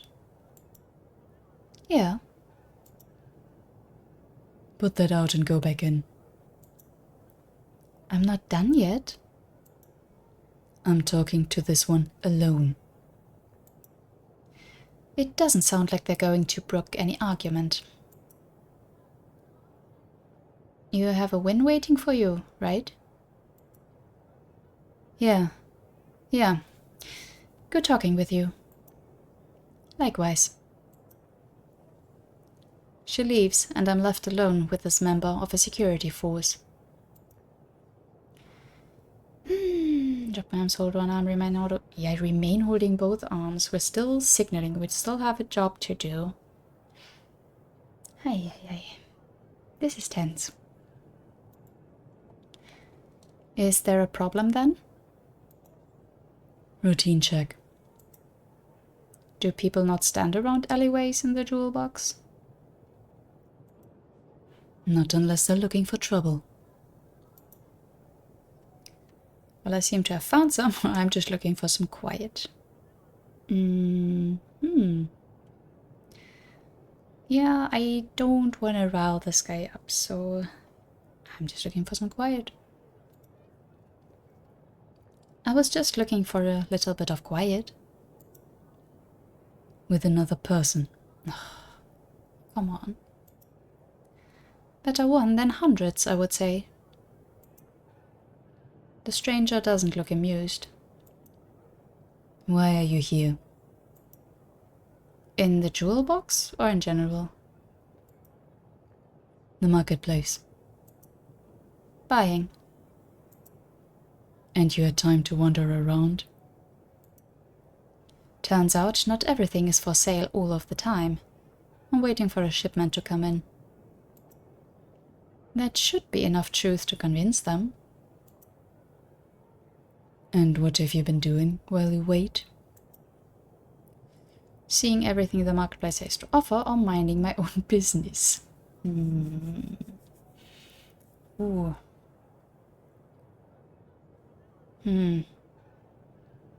Tricky. I don't want to be sassy with this guy. That seems way too dangerous. But I don't know how sassy will say this. Okay, this is tricky. Minding my own business is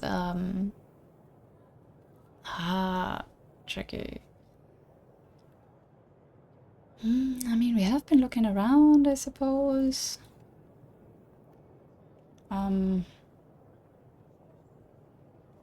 I'll go with this one just because I think minding my own business will be kind of sassy. Can I say it again? I'm sorry. Yeah. Oh, I've been everywhere. Even if I'm not buying, it's incredible to see everything there is to offer. The staff at the Leaping Bear have been very good at advising me where to go. No answer, but that's better than a bad one. Open up your cloak. Oh, good thing we're not wearing a weapon, right? What? I need to check you for dangerous objects. Accept or refuse? Well, we don't have anything on us, do we? So... Sure. Good thing I didn't take a knife. I open my cloak and put up with the security officer examining me with almost intimate closeness by lantern light. It's uncomfortable, but there's only so much I can do. I did consent to this, technically.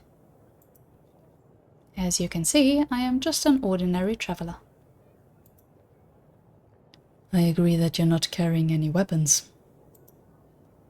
You're free to go. Sorry? You can leave now. My first instinct is to tell them that I want to stay here, but that's not going to go over well.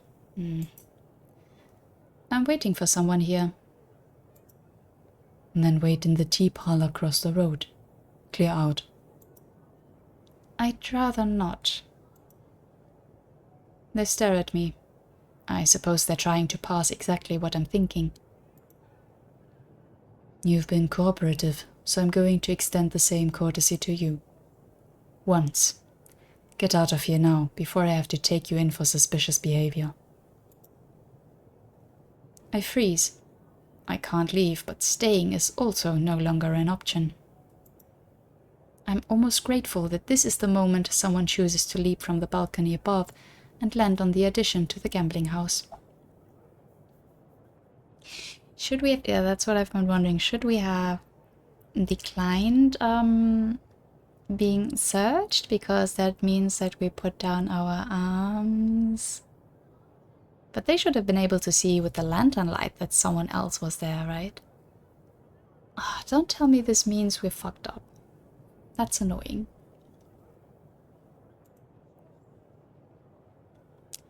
It's Kier. He lands, and before the security officer can say a word, a knife flies past my head and stops in the officer's gut. Okay then. They fall, gasping. We're compromised. Run. I don't even stop to think. I just move. No one's raised an alarm yet as I sprint from the alley. But me sprinting away from the gambling hall at full tilt, it's inherently suspicious. Other security officers start pursuing me. I reach my first crossroad within seconds. Straight left, left, right. First straight through. Oh, this is the hint, yeah? Thank you. Straight through. I sprint straight through the crossroad, plowing through a cluster of people listening to a musician on a corner. I could swear my pursuers are getting closer. Another crossroad. Second, turn left. I can feel the ache of exertion settling into my muscles, but I'm not close to safety yet. I'm not slowing, but the security officers chasing me seem to be getting faster. I nearly collide with some random passers-by. Third, turn left again. My legs and lungs are burning. This is even worse than when Kier abducted me. Then I could just follow him. A good thing we have the hints. I think that's actually very fair. Like, doing this without hints, having to remember, and probably as a time choice. Not that easy, honestly. Stop her! The general apathy of the crowd around me means no one will help me. But no one seems keen to help security either. Bless the moon. Even so, one of my pursuers is getting dangerously close. Gotta shake them. Slip through a group of people or create some obstacles. Isn't that almost the same thing? I mean, I suppose create an obstacle is pushing something over, maybe?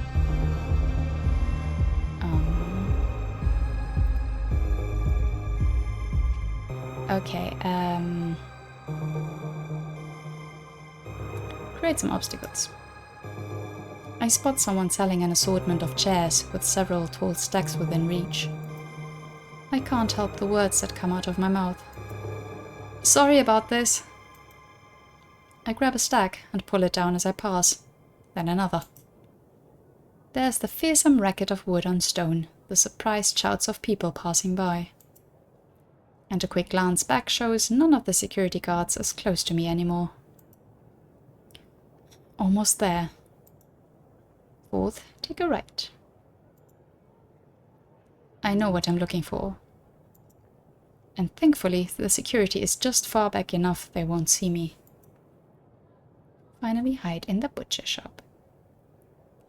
Now it almost feels silly that I have the hints on when I did remember all of that, but again, better safe than sorry. I practically tear the door open. I need sanctuary. The front room is thankfully empty, and the butcher is quick to jump to action, letting me into the back. The room is chilled with blocks of ice, and there's a faint smell of blood. At least there's a roof to keep the cold in. I have to fight to keep from panting, the cold air harsh against my throat. I feel lightheaded from suddenly stopping. All my blood is in my legs, or that's how it feels. You're hiding here.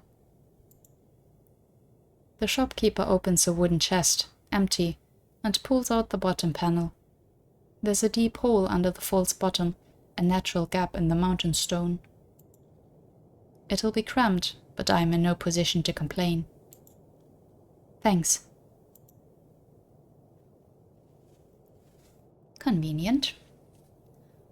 I climb in, and the butcher puts the false bottom back in the box, over me. I hear him pile a few things into the chest, and then close the lid. Someone is pounding on the stone counter in the front room. The butcher must go back into the front room, because I can hear voices, but not the words being said. I close my eyes and strain my ears. I can hear my pulse, but also people coming into the back. Footsteps. Words are still difficult to make out. I cover my mouth under my mask and try to breathe silently. Please, please. There is a loud bang, and I inhale so sharply I almost choke. Someone's kicked the chest I'm hiding under. Not enough to disturb the false bottom, thankfully, but still. The lid is opened. I don't move. I don't breathe. I keep my eyes closed tight and my mouth covered. Please. The lid is closed. The footsteps get further away. In the darkness, I pull away my mask just enough to run my hands down my face. It's back on when the butcher comes back to get me.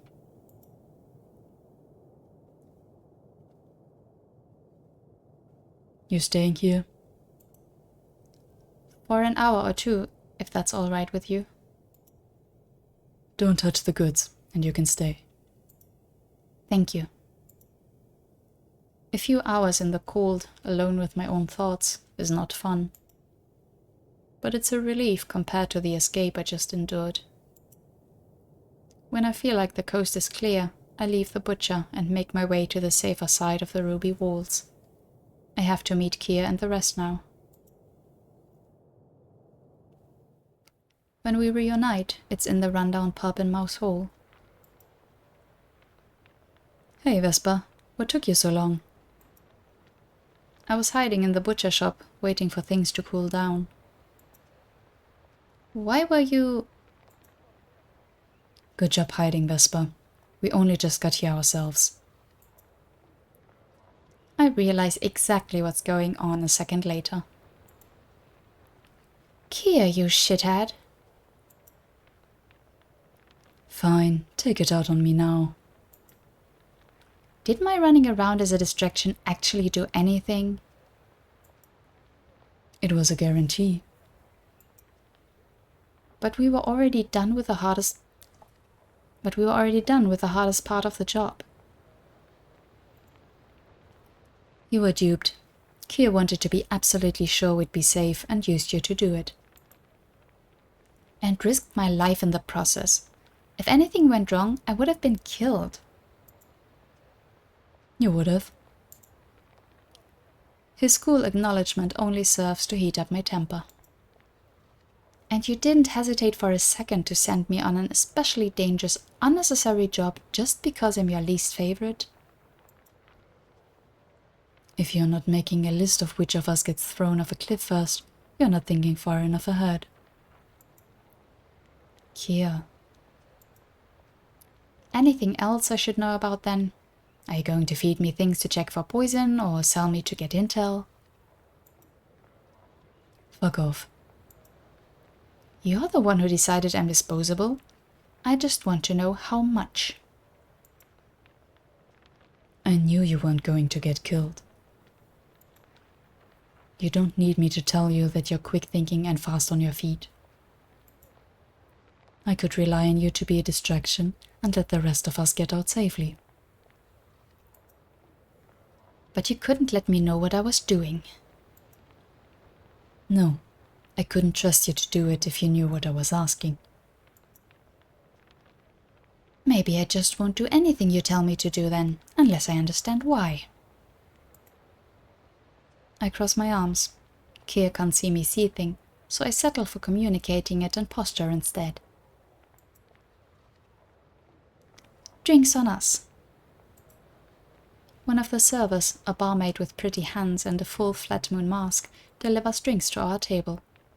I'm pretty sure her name is Delight. Thanks, babe. Don't make me regret this, Griffy baby. Griff will be on his best behavior now, right? Yes, he will. He almost sounds like a chastened child. Keir lifts his drink. To a successful run. The others raise their tankards. Toast with booze or toast with water? Excuse me, I think we earned a bit of booze there. And we're not going to do anything rash today, right? I'm sure this will have consequences, but after all that, I think we deserve a bit of booze. To hell with it, might as well get drunk. I toast with the rest of the thieves. The glass clinks, and we all drink. Well, show us the loot. I think we've earned a look at our price, right? Yeah. Halo and Leif go through their pockets and drop some small things on the table. God scars, that's the stuff. Griff turns to the server. We got a couple of good necklaces. Nothing wild, but we're not going to turn our noses up on that, right? Some compass stones, a few rare coins that I know will go to a good home. And the bit we got commissioned for, a genuine witch ring. A witch ring? You're serious? As the grave. Well, that sounds very impressive. Maybe even worth putting our lives at risk for. Witch rings give power to the wearer. The longer you wear it, the more power you get. It's just about the only magical thing that won't ruin your life. Well, it won't ruin your life directly. But there's a lot of fighting over them. Yep. And that means people willing to pay a lot to get their hands on one. What a treasure! You're telling me, Dee? Halo puts away the spoils of our adventure. And when good old Hemlock or Absinthe or whatever he's calling himself these days shows up, payday. You're gonna be rich, Vesper. I can hear him smirking. The drinking goes on for hours. I hear a lot of songs and more than a few stories about other gigs they've done. Halo eventually brings out a deck of cards. She also wipes the floor with us. For someone as shy as she is, Halo's a regular card shark. Then Leif yawns, and she and Halo go home to rest. Griff follows Delight into the back. Let's head home, Vesper. I feel exhaustion seeping into my bones. Let's. Keir and I stumble into each other as we walk. I can't find it in me to be bothered when he bumps into me. The booze sloshing around in me loosens my lips, and words start spilling out of me. You're a real bag of dicks, you know that? Tell me something I don't know. Just a terrible piece of work. An absolute wreck of a person. I wouldn't trust you as far as I could throw you. I wouldn't trust me, and I can throw myself pretty far. He rethinks his choice to show me how far he can throw himself just in time. Anyways, why am I a bag of dicks this time? Not everyone wants to be doing crime. You're lucky I'm okay with it. You think I don't feel bad about this whole thing? If I could snap my fingers and tomorrow no one would get murdered if the beautiful people found Mousehole, I'd do that instead of making you work for us. But I don't have magic snappy fingers. Not even sure Mousehole is the first thing I'd save with magic snappy fingers. No? There are people getting sold in every auction, and that's just the legit stuff. The marketplace is hell, Vesper, and a lot of people never know it. Then why are you stealing people? Griff said that you steal people sometimes. You time it right, you can steal a person who's been bought and let them free. The family gets the money, and they don't get tortured to death. I see. So you're not selling people? Keith stops and stares at me. You honestly think we've got it in us to buy and sell people like they're shit? When we're all just the shit of the streets already? Bag of dicks, human trash pile, hideously awful, but compellingly handsome, and that's all fine. I can live with that. But sacrificing a life for my own happiness? Fucking never. Good. Yeah, good. And what about you? I'm not keen on being a bag of dicks, but it's better than being a monster. No, not that. The magic snappy fingers. What would you save? The downtrodden mousehole myself. What? What? What kind of weird options are these? I mean, not myself, that's... Nah.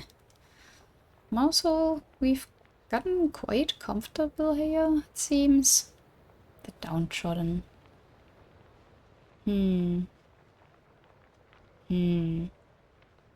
Tricky. I like that it's all question marks.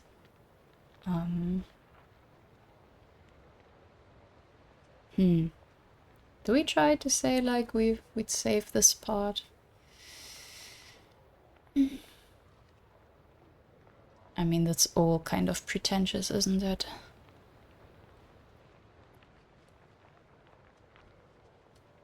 Let's say the downtrodden. I don't know. Maybe I'd be like you and save the downtrodden? I can't complain about an answer like that after I picked it. But you are being a copycat. I can think of worse things, Mr. Bag of Dicks. And you wouldn't save yourself? What? You want Lunar Echo. It's for you, right? Yeah. Why? What is it for? It's what I want to know. Oh, why not? It's called Fractum Anima. It's an extremely rare illness. Deadly? Eventually. It's not a quick killer, and it does a lot of other nasty stuff. Not really a fun post-job chat topic, though. I'm sorry. It's not your fault I'm sick. Right? No. Still, sorry all the same. Thanks. It feels good for someone down here to know about it, what I'm going through. The house with the blue shutters is right before us. He puts a hand to the wall of the house and murmurs something softly into the walls. Then Kier unlocks the door and lets me in. Welcome home, Vesper. He's still standing in the doorway. It's an arresting image. This man who is ruthless and generous in equal measure, welcoming me into his home both as a kindness and blocking the door because I'm a prisoner. Then he reaches for my face. I refuse to flinch away, and instead of touching my mask as I feared, he drops his hand on my head. Is this going to be a habit of yours? He pats the top of my head once, twice. Might be, yeah. I'm not a child. You're not. He doesn't stop. You're sure fun, though. Thanks? He huffs out a little laugh. Despite everything, you're a good egg. Despite everything. You talk too much, you're sarcastic and mouthy. Point taken. But still, good egg. He takes his hand away. All right, enough of that sappy stuff. I'm tired. He closes the door behind him and heads for his room, scooping up a snack. I'm left alone in the room. I'm exhausted, but I do feel a weight coming off my shoulders. For now, it's home. Best end, welcome home. Great. To be continued. Yeah, that's a good place to stop, I think. That was Obscura, Chapter 1, The Descent. Very interesting so far, and I think I'm glad who we ended up with. Yeah, as you can see, we have 4 different routes. And from this, I assume that they are all quite different from another. So, no big common route aside from what we are looking for.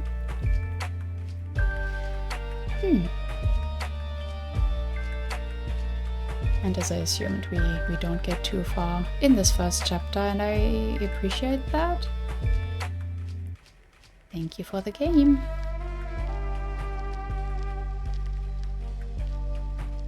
Stay tuned, yeah.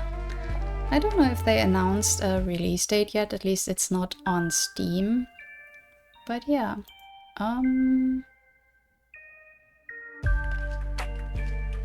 There's one end. Welcome home, you made it home. Interesting.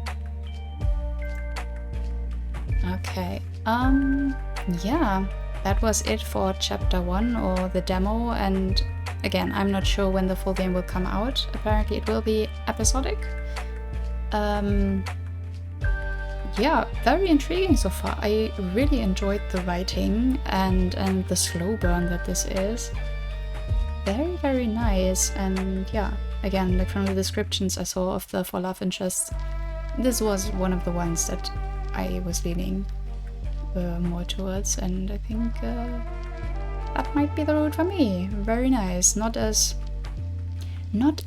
dark as I thought it'd be, or harsh. Like, of course, it's still like pretty dark setting. I mean, human trafficking is no joke, but yeah. I mean, I suppose we will go deeper into everything as the story goes on. But yeah, very, very interesting. Yeah. Let me know what you think. I will definitely play this when it comes out. Yeah, to see how the story unfolds and also the other characters. I guess we could also do maybe a separate run checking out one of the other routes. If you're interested, please let me know. Yeah, but that's it for me. I know it's a very long video, but I was really caught up in the story and wanted to know how it continues. So yeah. As always, thank you so much for watching. Let me know what you think in the comments down below. And until next time, bye bye!